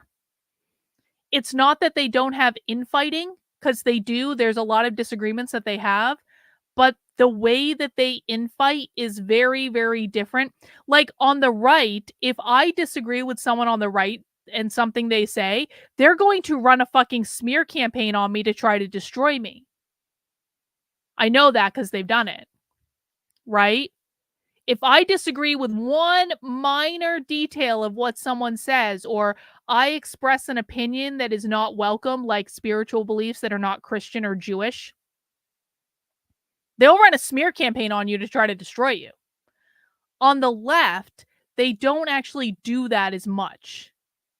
They don't actively try to smear each other in order to get people to like bend the knee to them or as like retribution. They handle it in a much different way that honestly is a lot nicer. Because they did have like so much talent and so much drive, and we're fighting against really tremendous levels of institutionalized sexism, you know, all the way until my lifetime in the you know, late 1970s. And I just think it's really important for us to remember that we're not looking for unvarnished. Well, this is my classroom, and so this is not a matter of agreement or disagreement. You are in my classroom right now. When you go into someone's classroom, you don't get to spout off bullshit and nonsense and to believe that, no offense, bro, that your opinion has the same value that as mine does. If you don't want to be in my classroom, you're welcome to leave. But I have been smeared 19 ways from Sunday by people on the right. And so my openness to having my tone policed, to use one of their terms, pretty non-existent. If you don't like what I'm teaching, GTFO. You're in my house. You don't have to be in my house, but you will not tell me what to do in my own house. And that's going to be the way it is. And if people don't like it, they don't have to be here. Listen, our viewership is low today because my audience today is spending more time arguing with me than they are actually listening. Maybe we should just cut happy hour now. No one's really listening to the presentation anyway. Maybe we should just end it now.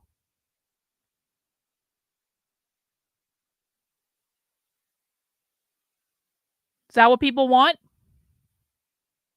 We don't have to do this. I don't have to sit here and do this. If you guys don't want to do this, we don't have to do this. I don't have to waste my time. If you're more interested in arguing with me than you are in actually learning and listening, we can just cut the presentation short and I can go drink and maybe watch a movie with my husband.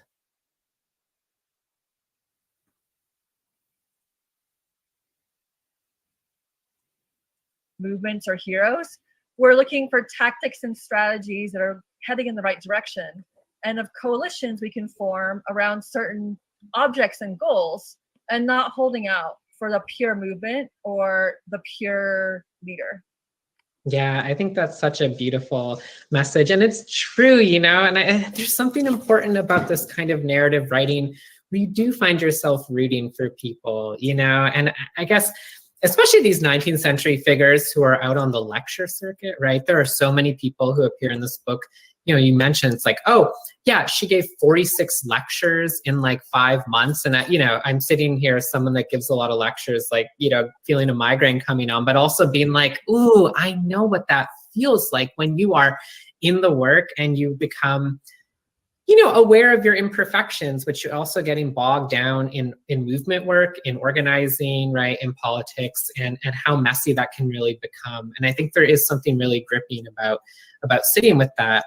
I want to ask another question, but first I just want to remind folks that you also can contribute your questions at any time. So feel free to go ahead and plunk some in as we're talking here, and then I'll be able to turn to them.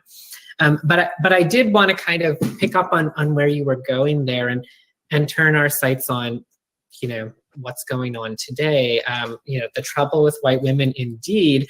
And, you know, there is a chapter in this book for folks who want some historical perspective and some really helpful thinking, you know, about reproductive politics and about birth control and abortion, a chapter, you know, about Margaret Sanger.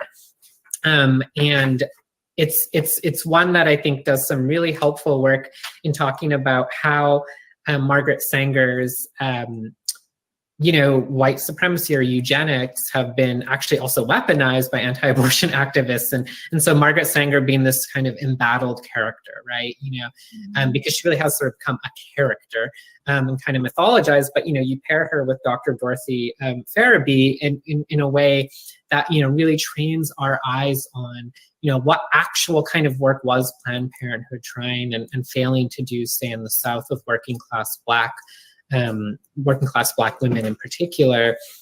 And I guess, you know, I sort of wanted to, you know, ask sort of what do you see, and maybe it's not just this chapter on Margaret Sanger and Farabee, that's the most obvious place to turn, but do you see sorts of lessons as I think folks are just sort of... We have a question over on Rumble from S. Dinger, and so I want to make sure I acknowledge that. How do you compete against or defend yourself from a group that is decentralized? It's like fighting fog. You have to create your own decentralized group. See, this is how we can tell who doesn't learn anything because they've literally said something this dude didn't know when he entered. And this is how we can tell. This is why the right loses right here. This is why they lose.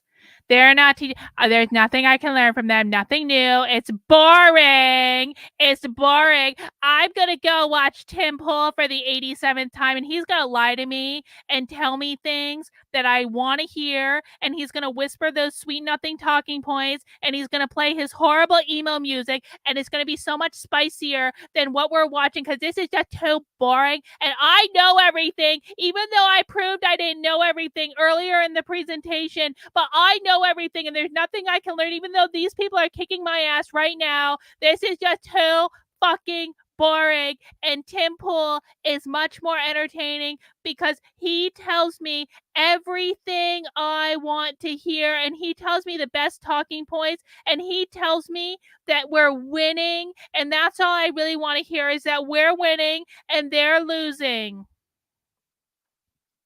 You think I'm here to entertain you? I promise you that you will be grossly, grossly, grossly disappointed. And this is why the right is losing. Anyway, going back to S. Dinger's question. How do you compete against or defend yourself from a group that's decentralized? You have to create your own decentralized group. The very first thing you need to do, again, it all goes back to understanding what they're doing. I know that this is like the answer that I give every time someone says, how do you beat them? You have to understand them. If you don't understand them, it doesn't matter if they're a decentralized group or not. It makes absolutely no difference if they're a decentralized group or not if you don't understand them. So that's where I would focus. You know, that's where I would focus.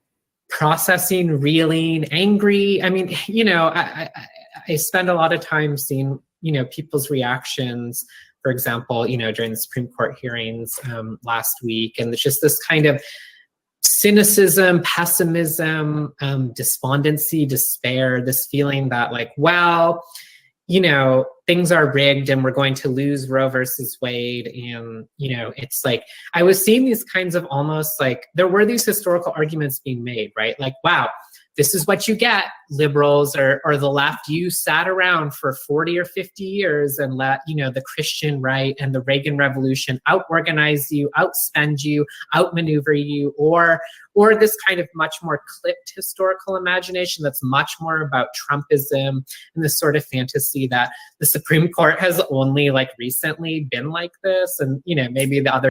Got a super chat from Tayton.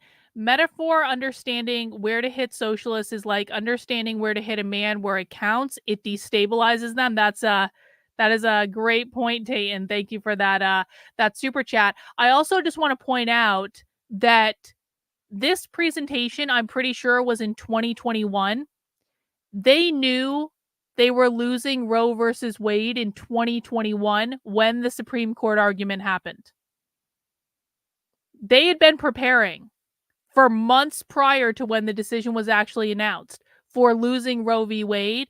And this is why they were able to raise record amounts of money off of it, because they didn't sit around like the Republicans did and wait for something to happen.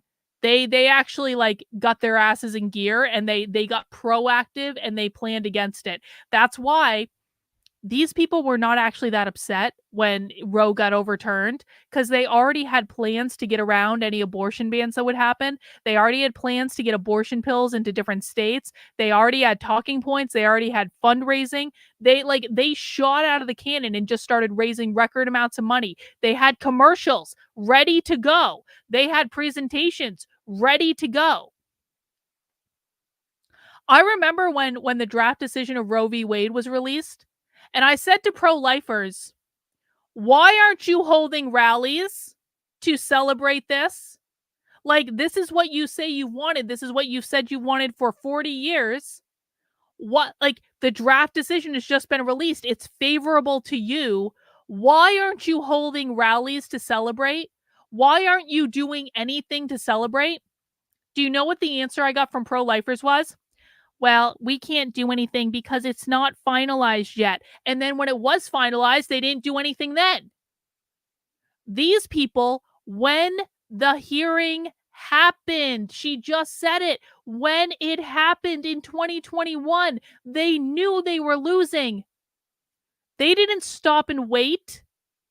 They didn't wait for the decision to come out. They didn't even wait for the draft decision to get leaked. They probably orchestrated the leaking of the entire draft decision in the first place to mobilize their base. They didn't wait for something to happen. The right waited, and they sat on their heels and said, we can't hold a rally to celebrate because it's not finalized yet. And then when it was finalized, we can't hold a rally to celebrate because we can't do that because of January 6th, and they'll hurt us. This is why these people win. Because they're proactive. They do things. The right doesn't. Their side of that is this kind of Bader Ginsburg worship or whatever. But these kinds of really diametrical narratives that feel like they carry. You were just talking about kind of purity tests. I feel like they embed so much purity around what good politics are, and this just, I see a lot of anger directed at white feminism, right? At Amy Coney Barrett, suggesting that pregnancy isn't a big deal because you can just drop a baby off at a fire station, right? It's what? Gestation is no big deal? Sure, right? Tell that to anyone who's ever done it, but or who's afraid of being forced to give birth. But I'm just sort of curious, in this moment where I think I understand that people are really angry and also very scared, and tend to think that we're living through some sort of collapse in this historical moment that's unprecedented or just so bad that we're losing something we had before. Is there a kind of different perspective? Or are there lessons that you take from this work that you've done in this book that you think could be helpful guides as folks are trying to understand how to respond, how to organize, how to out-organize the anti-abortion side?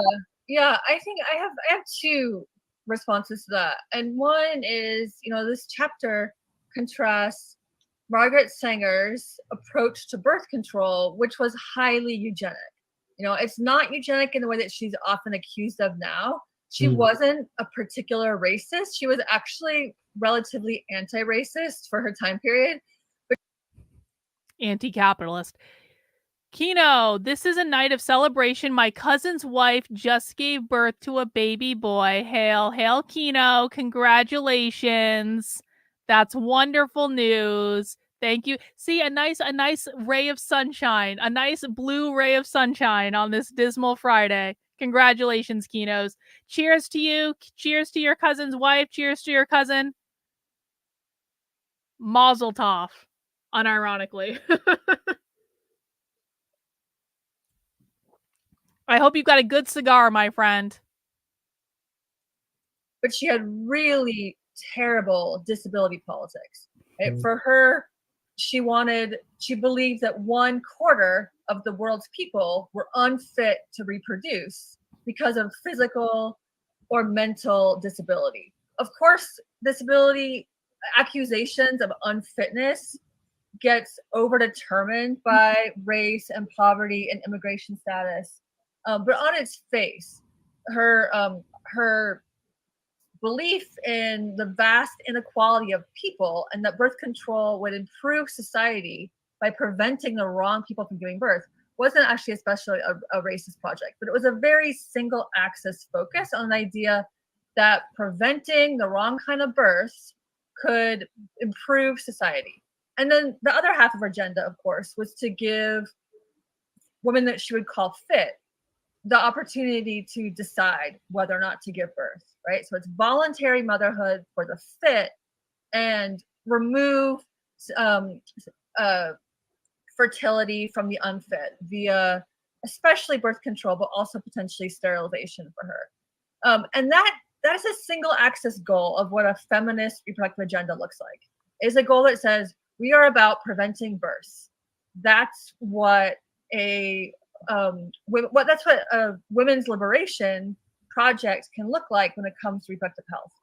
But when I was looking in the Planned Parenthood archives and reading the details of her project with Southern Black women, because I really wanted to understand, like, what was this project? Was it Black genocide, like pro-life people can accuse her of now? And it was not. And one of the reasons I found this is because she worked with many Black leaders on that project, like Dr. Dorothy Farabee. I've actually heard that before. I've actually heard from more right-leaning people that the right has actually grossly misinterpreted Margaret Sanger and what she was trying to do, which is kind of too bad, but you know, it is what it is, I suppose. Rottweiler, the right sabotaged themselves on Roe v. Wade. Lindsey Graham gave the left what they needed to win votes.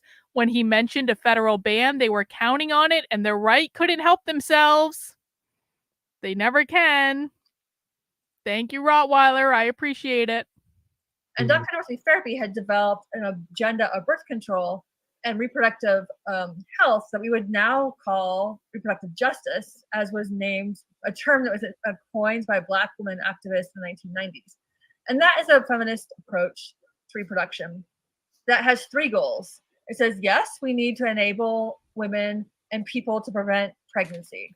We also need to be able to enable other people to have children if they want to, but are not able to because of reasons of poverty, especially, you know, or healthcare or imprisonment or what have you. And then also we need to be able to make sure that parents can raise their children in healthy environments, that they have access to the right to safe housing, right, to healthy food, to all the elements that are actually required in raising children, right? It's not just a biological state, but right, the lifelong process. And that's the kind of approach that I think we have been desperately missing on a national level, where feminists, where the dominant movement for reproductive choice has put all the weight on just that piece of preventing pregnancy. And it does make us vulnerable, one, to being tied to a project like Sanger's, and also to not having the structures when people like Amy Coleman Barrett say, but don't we have the social structures in place for if you don't want to have a child, then you don't have to raise it yourself. But we know full well as a society, we do not have those kind of structures in place to enable children to live like safe, healthy childhoods.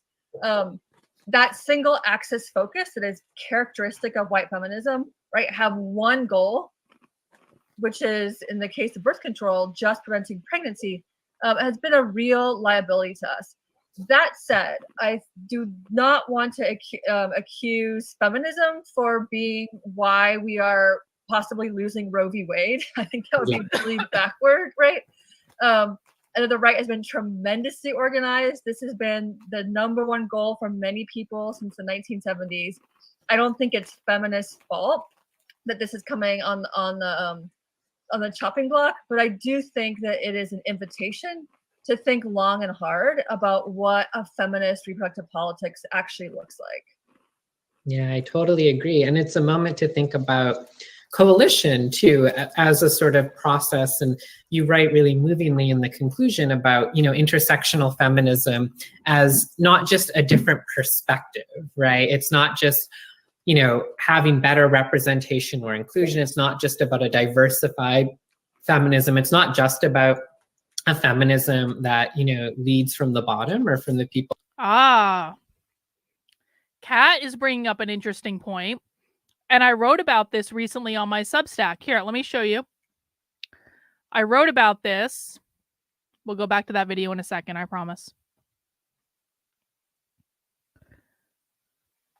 I wrote about this in this article on my Substack. They just voted away your parental rights.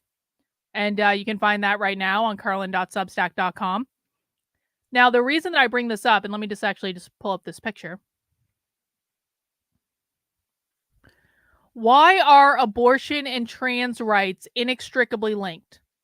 Does anyone know in the chat? Why are abortion and trans rights inextricably linked? And yes, I agree with everyone that's saying we need to abolish daylight savings time and that it feels much later right now. I hate this so much. I'm probably extra cranky because it's now dark at 5 o'clock. Anyway. At every socialist event that I have been to, every abortion talk, reproductive justice talk that I've seen or have been to in person, you can see the talkies on my fingers. Every single time, the left is treating abortion rights and trans rights as inextricably linked. When I went to the Socialist Reproductive Justice Conference back in April, and this was a conference about protecting abortion rights, half of the damn talks were about trans kids. Same thing with the Socialism Conference. If you go to the Socialism Conference and you go to an abortion talk, which should be about abortion and reproductive justice, they spend half the time talking about trans kids because the left sees these things as issues of bodily autonomy. They think they're both the same. And so every single time the left does something around abortion, they're also going to be targeting trans surgery, trans affirming healthcare specifically for minors in those same things. Because they view them as one and the same. They view them as the same issue. So if you're hearing talk about abortion rights or trans rights, that's why. And that's why in Ohio, where they just enshrined the right of abortion in the state constitution, they literally, at the same time, and most people don't know this, but it's true, they literally gave people a loophole to give trans kids the ability to have trans-affirming surgery without their parents' permission in the same ballot measure that enshrined abortion, the right to unlimited abortion up until birth, in the state constitution. Because who wrote that bill? Leftists did. Leftists view these issues as interchangeable. Leftists made sure there was wording in that ballot measure to apply to both. And the right doesn't know this because they don't listen to the left. And so here we are. Let's get back to our presentation. I need to set up the sound again.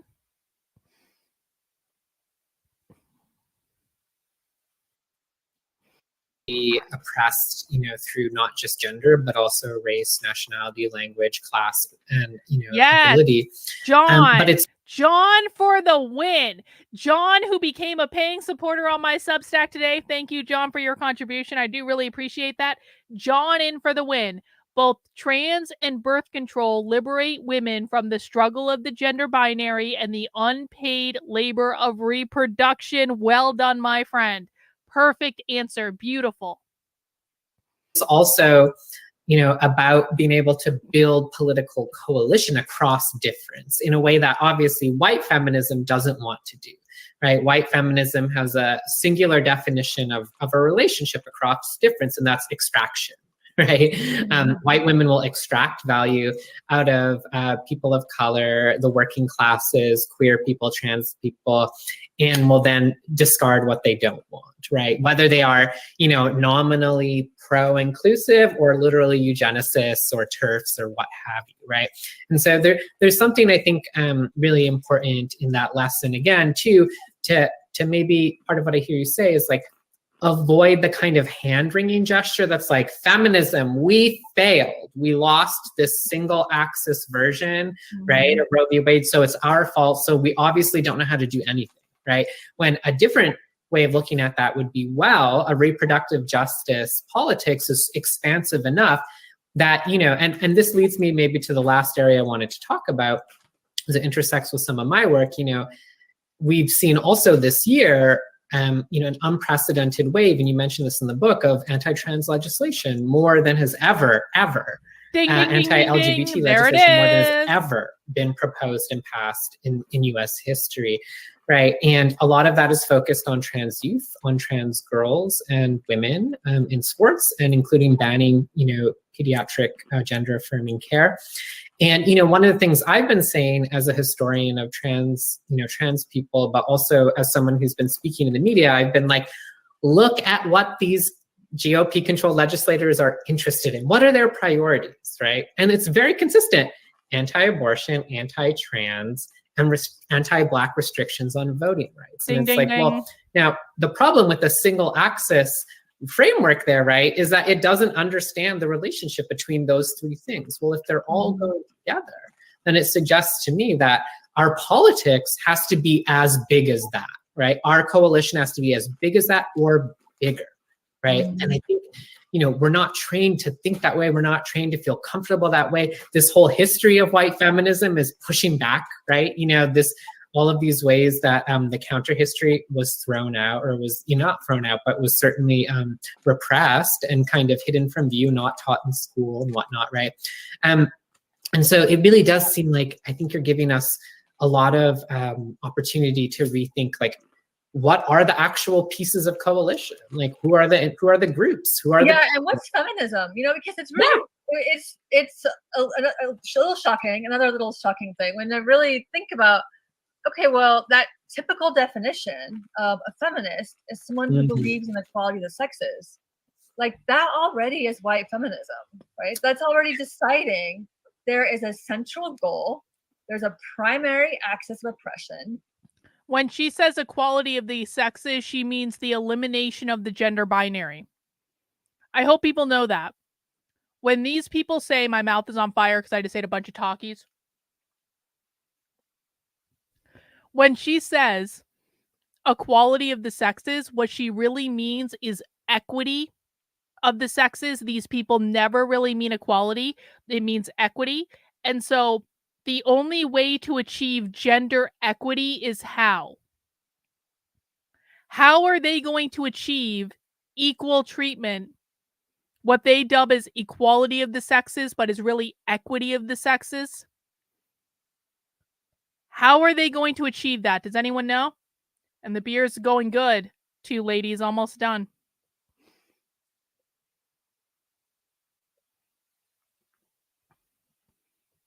When they say equality, how do they mean to achieve that? Abolish the gender binary. The only way that you achieve gender equity, which is always what they really mean, is by abolishing gender entirely. No gender. Make everyone non-binary. No gender. Destroying the gender binary. Because the only way that you will ever achieve equal outcomes is just by abolishing the thing entirely. And that's not just true of gender, that's true of pretty much everything. That's why I literally have a shirt from the Socialism conference sitting on my desk that says abolish everything. Because the only way you will ever achieve equity is by abolishing all the different categories. And that is around sex and sexism. And it's allowing every other battle to have secondary status, right? Be relegated to a supporting role that you may or may not tap into. But you're quite right to point out that is completely ill-equipped for what we're facing now, which is this interlocking position of trans rights, reproductive rights, and Black voting rights, right? And that's one reason why I really wanted to include a chapter on trans feminism in this book, because I think trans feminists like Sandy Stone have actually given us some of our most useful ways of understanding gender itself as a concept, right? Some of our best theorists of gender, as you know well from your research, are not from feminism per se, but from trans theorists and trans feminism, yet still most often trans figures and activists. It's like, okay, well, yeah, they can be part of queer theory, but not feminism. Ooh. When the work is essentially about how we understand. Okay, so we were actually supposed to watch a talk from Jules today about how trans and queer theory are separate, but I do think it's interesting that this woman basically just said, well, trans people are allowed to be a part of queer theory. Why is that interesting? That they make special note of the idea trans people are allowed to be a part of queer theory. Well, that's because the trans and queer are not the same thing. This again is another mistake that the right has made. They conflate trans and queer, or gay and queer, or any of these other things in queer. Queer is a far left political ideology. Trans people are kind of like a separate entity from queer people in the language of the far left. Did you guys just catch that? Let's rewind a little bit. She's basically saying, well, trans people are allowed to be part of queer theory, but feminists are not. Now, I don't really care how true that is, but the point is that they're making a note that these are two different categories. Our most useful ways of understanding gender itself as a concept, right? Some of our best theorists of gender, as you know well from your research, are not from feminism per se, but from trans theorists and trans feminism, yet still most often trans figures and activists. Also, can we just talk about the irony of the fact that the left thinks that some of the best theorists about women are trans? Like, no offense, trans people, and like I really don't care if people are trans. It makes no difference to me at all. But I have a hard time understanding why they believe that the best people to talk about women are not biological women. Kat says queer is an ideology, not an identity per se. That's exactly right. Queer is a far left political ideology. You do not have to be gay to be queer. You do not have to be trans to be queer. The only thing you need to do to be queer is to declare that you are queer. That's it. You can be a straight, white, cis man and declare that you are queer, and you will be queer. So that is the difference.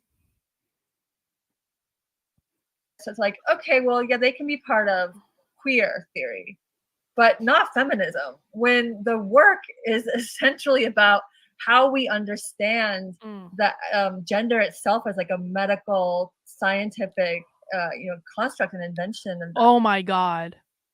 Just as an aside, this beer is phenomenal. You can taste the peanut butter. It tastes like a beer that has, you know what it tastes like?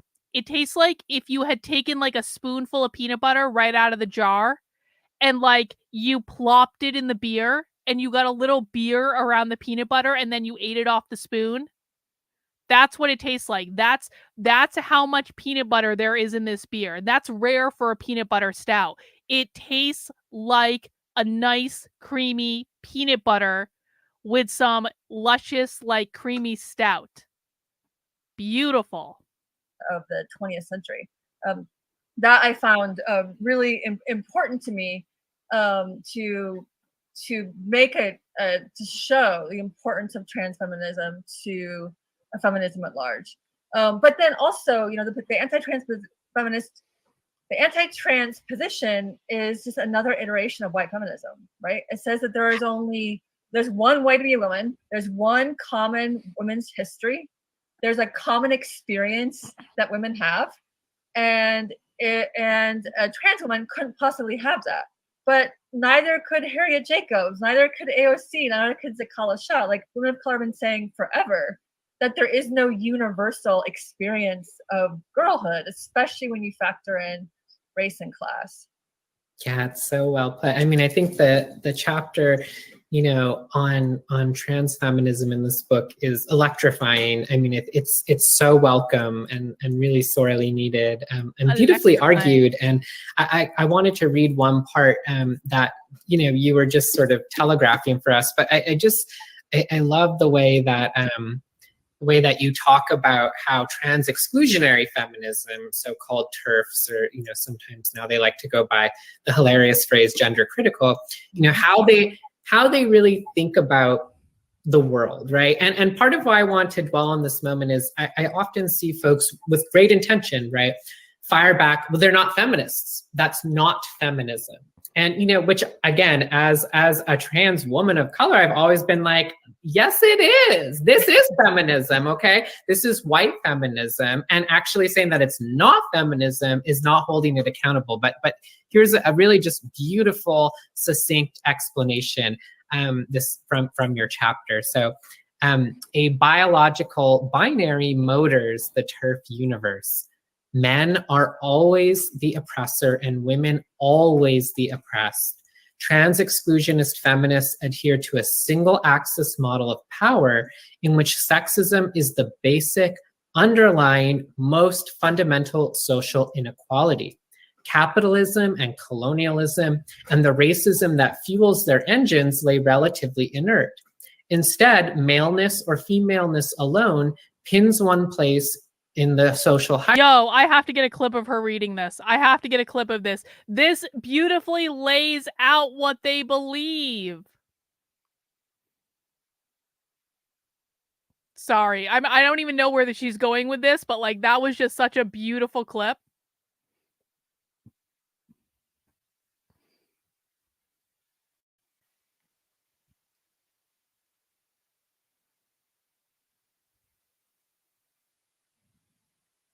Well, I'll leave those up, I guess.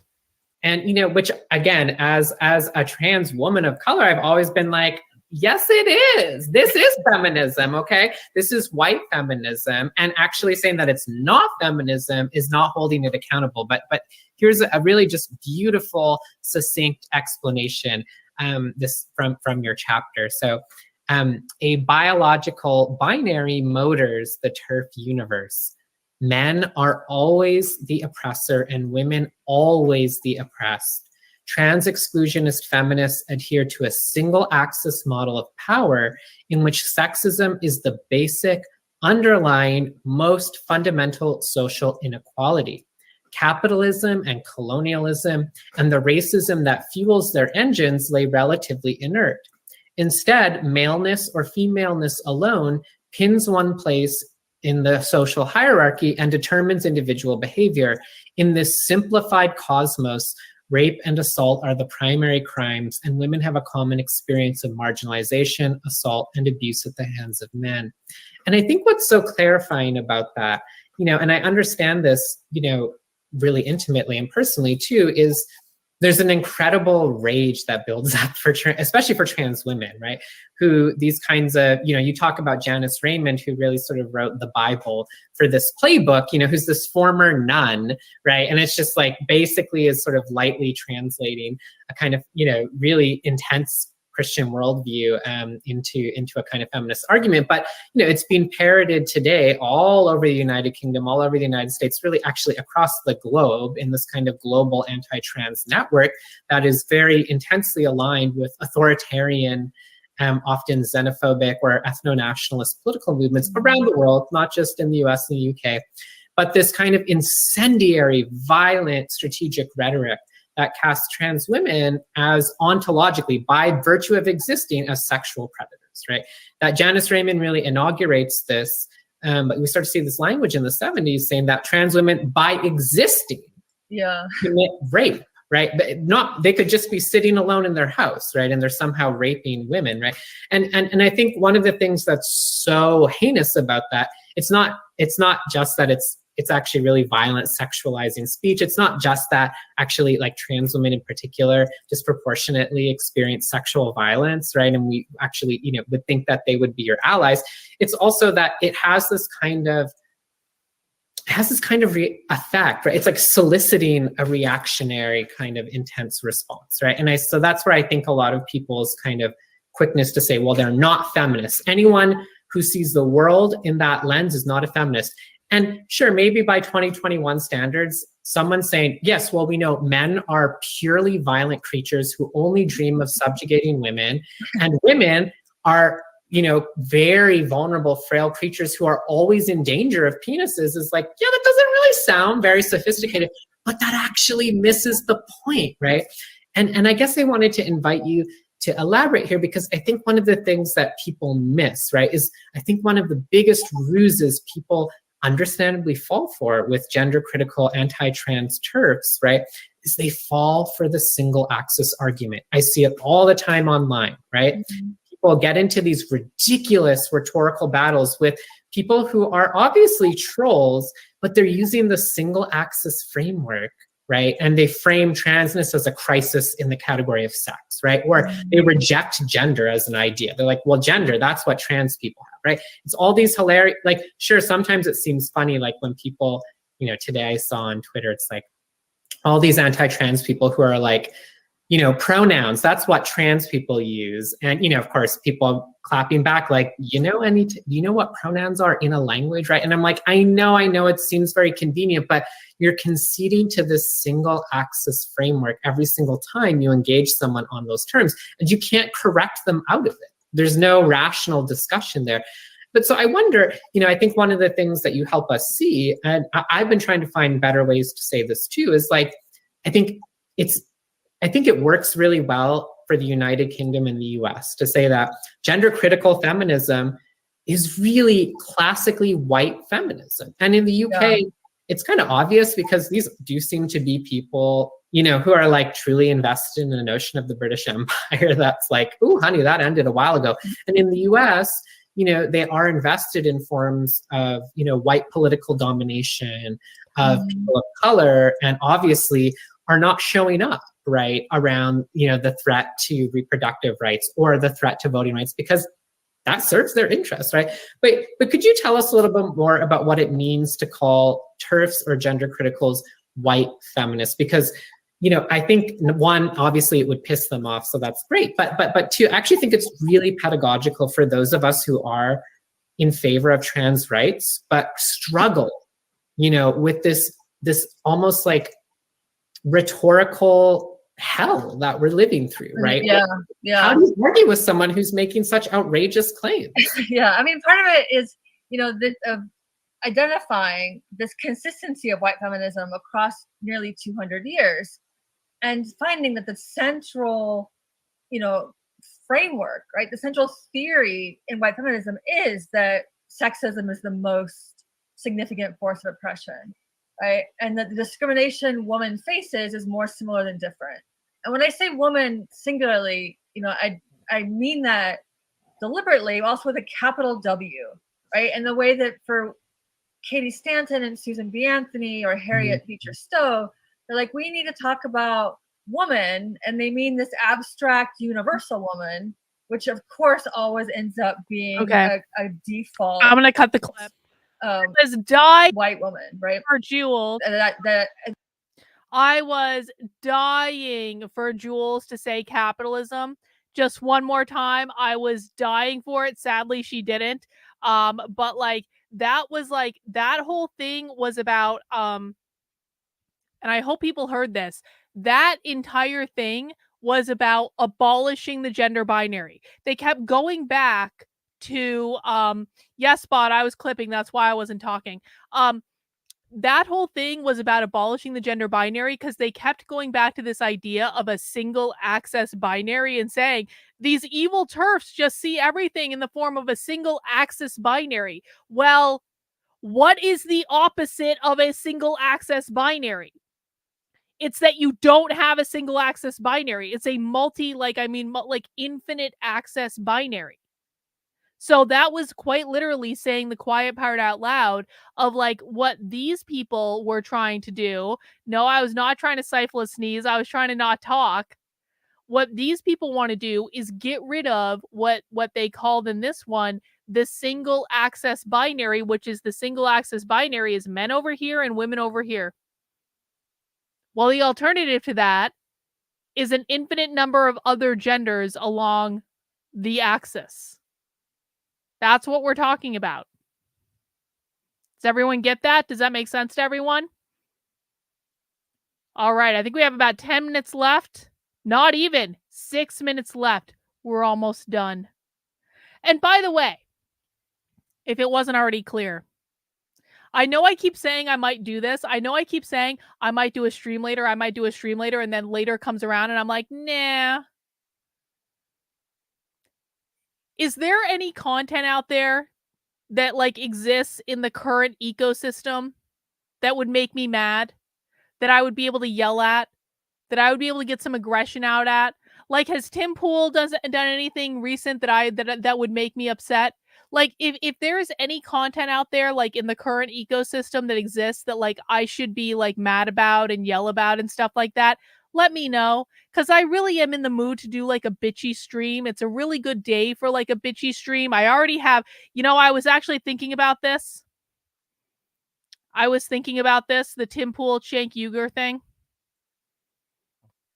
But is there anything else? I would like some different options. Let me know. That claiming the universality that whiteness likes to claim, right? Not being unmarked. She's going to say capitalism now that I'm done clipping.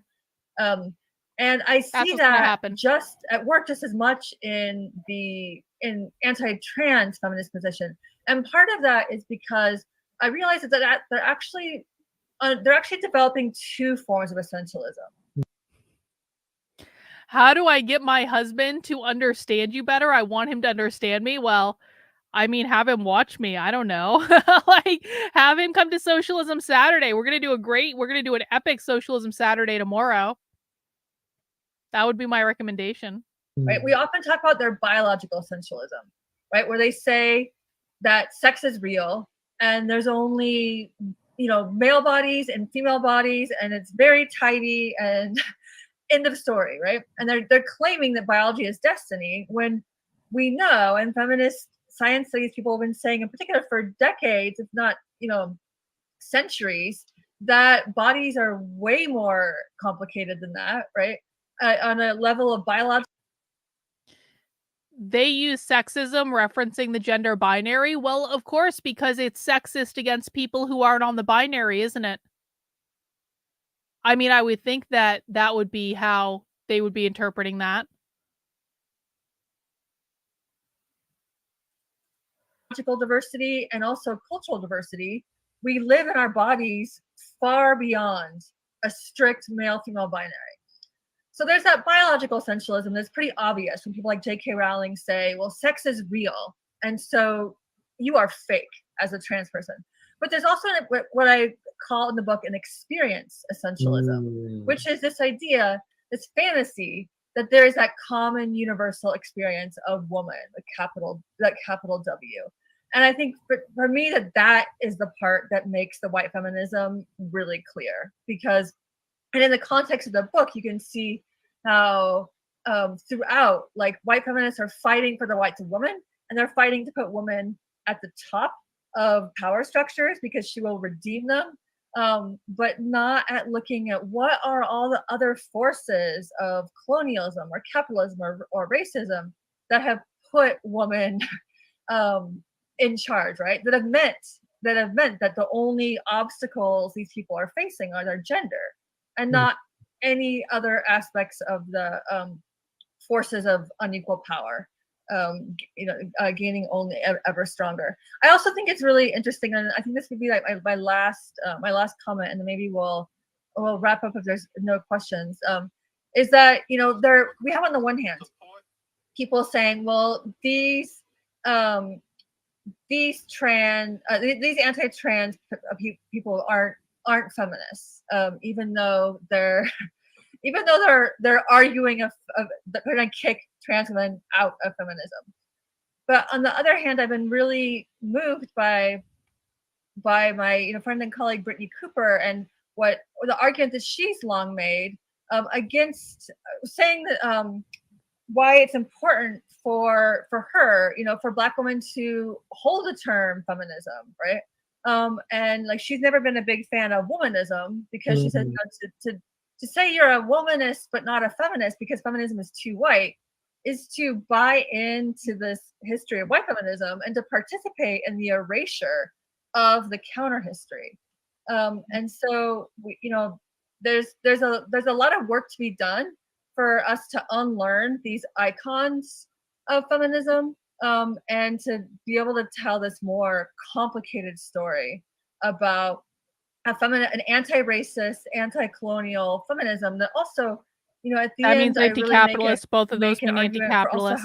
What a spiritual orientation many of the intersectional feminists had, right? They're working for something bigger than themselves, even bigger than politics.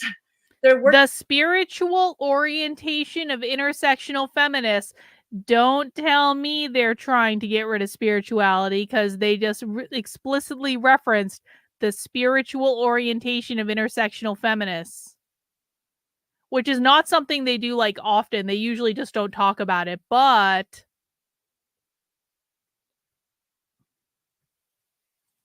working for living, developing a way of life and a way of solidarity and coalition where tell him we to can bring some beer. Beer is going to be critical. Existence on this earth, despite capitalists' best efforts to bring it to an end as we know it.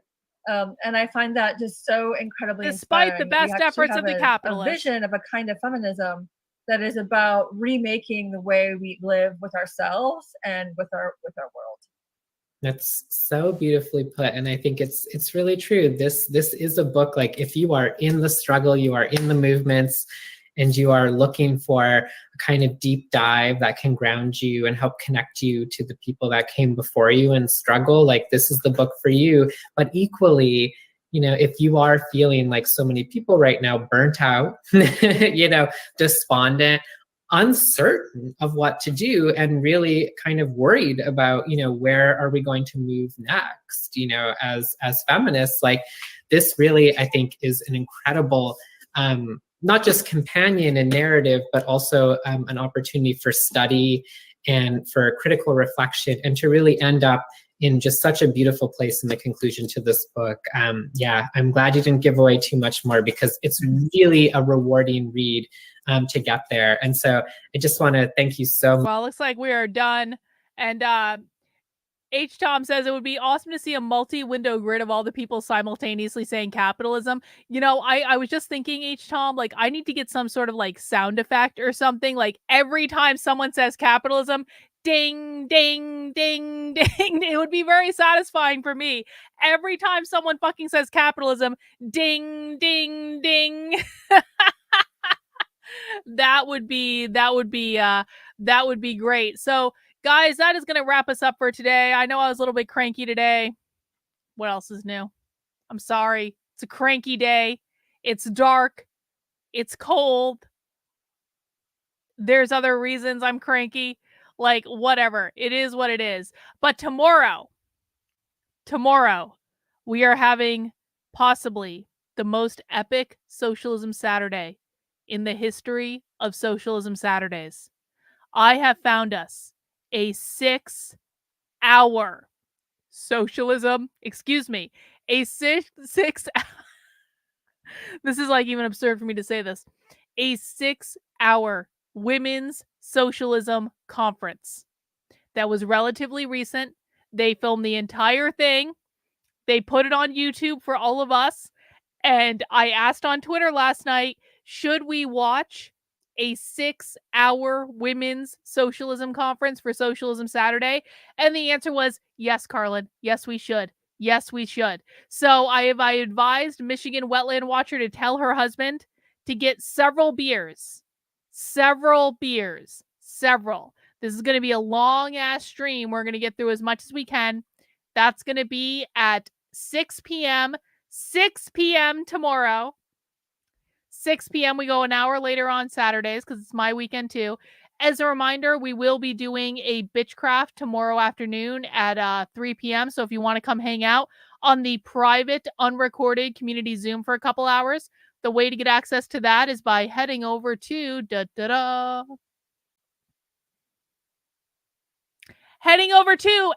my Actively Unwoke Substack, which is Carlin, KARLYN.substack.com.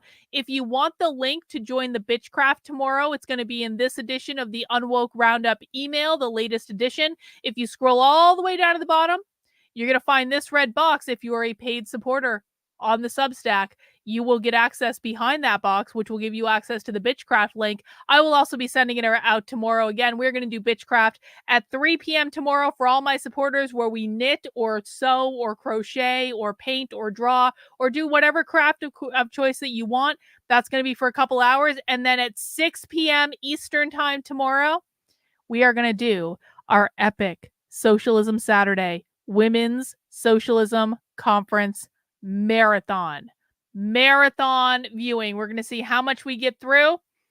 It's going to be great. Nothing could go wrong with this plan. And then let's see what else is going on. Maybe there'll be a Nitwits episode later tonight. Maybe if I feel like being bitchy, if I find something to yell at. Don't judge me for my Nitwits episodes. I'm just feeling maybe I need to watch Chrissy Mare. I'm really feeling like extra bitchy. I'm really feeling like extra persnickety. It's been a long week. I have a lot of beer. We'll see. We'll see if I find something. We'll see if I feel like it. But for right now, I am taking my leave. I'm going to relax. Obviously, the 8% beer that you guys had me drink earlier is kicked in. I've now followed that up the classic peanut butter stout, which is delicious. We'll see what the night brings us. But that's all I have for right now, guys. Thank you for hanging out. Thank you for putting up with my attitude. We'll see you soon. Bye.